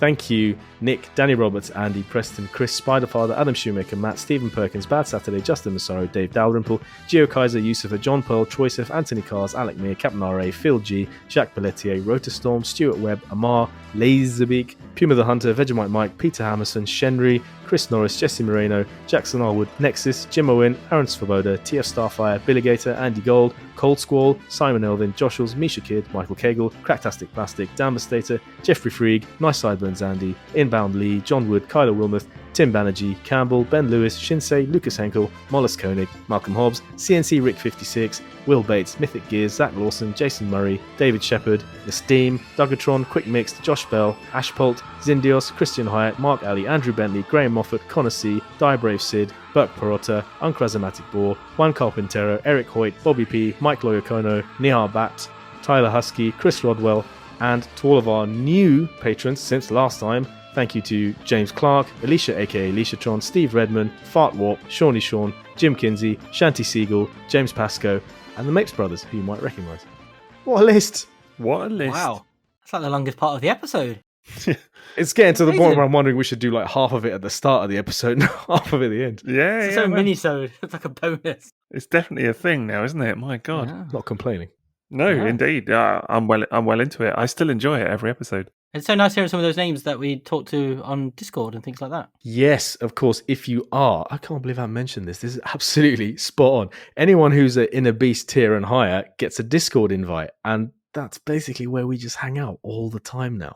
It's definitely, Yeah. well, there was some conversation about it. Was it today? I can't even remember, but there was some conversation about the fact that actually it's become this sort of little oasis, corner of the fandom almost, that it's so nice and pleasant and just easygoing and all of that, that it's lovely. It's really, really calm, nice atmosphere. Yeah, there's people helping each other out with customs. There's people helping each other out with toy repairs. There's people sending links to sales and well-priced toys, helping each other out getting toys, making sales on there at a little discount triple takeover price. And then, of course, there's my favorite channel, which is the Under Five Faces of Darkness, where the parents just talk about being parents. And we do have a mother in there now as well. We so have it's not a mum. It's not just dad channel. Do we? It's fantastic. Yeah, Leishatron, who's joined us in there now. So it's an absolutely lovely place to be. And we have so many different channels, whether it's Lego, Transformers, Third Party, G1, Diaclone, just everything and anything. It is a wonderful place to be. And it's absolutely turning into a shining perk of the level of the minisodes and the mini-series for me. And can't understate how quality it is at this point. Yeah, totally agree. Absolutely. And I'm willing to stake my lofty reputation on the fact that no other place has as good emojis as we've got. Oh, man. The custom emojis that we've got. Sixo's a genius with this stuff. Yeah. Well, it's not just me, to be fair. It's a lot of people giving suggestions. But yeah, we've got, I think, now 100 custom emojis on there. And yeah. Community action. There could be many, many more in the future as far as I'm concerned. Love it. Love doing it. Big thanks to Chris Des, who boosted our Discord Yes. server and allowed us to have a wider range of emojis. So he gets a lovely purple name icon as well. Yes, well deserved. So yeah, so there's lots of cool emojis, and some of them are so good they might one day pop up on t-shirts and shower curtains and stuff like that. And guys, do you know where you would find stuff like that? Like if you were so inclined. What if you were going to explore? Yeah, if you're going to explore, you can head over to rebelbubble.com/people/triple takeover/explore and check out a range of merchandise from shower curtains and all sorts of shenanigans. And if you listen to our Throttlebots minisode, there's something very special that we've just added to yes. our merch store. Definitely check that out. And also check out our sponsors for the evening. We've got tfsource.com and for all your Transformers and third-party needs, and then kapowtoys.co.uk if you happen to be in the UK or parts of Europe as well. So do check out both of those. Thank you very much for sponsoring the pod. Don't forget Diaclone and Turtles needs. Ooh, yeah, turtles. Yeah, indeed. Man, that thing needs investigating. Yes, everybody buy that. And if you want to talk about the turtle things or anything we've mentioned in this episode, or if you think we've missed something and you want to tell us about it, just drop us a line on social media, and you can find us at Triple Takeover, or one word, on Facebook, and at _takeover on Instagram and Twitter. Sixo, where can they find you? I am at Sixo TF on Patreon, YouTube, Facebook, Instagram, Twitter, some other places maybe. That's it. And I am at TFsquareone on Instagram, Facebook, and Twitter, but mostly Discord now. Oh yeah, Discord. All about the Discord. And I'm Toybox Soapbox. Anywhere there's an at. At this point, we've hit something of a dead end, so it's time for us to blast off. Thanks for listening.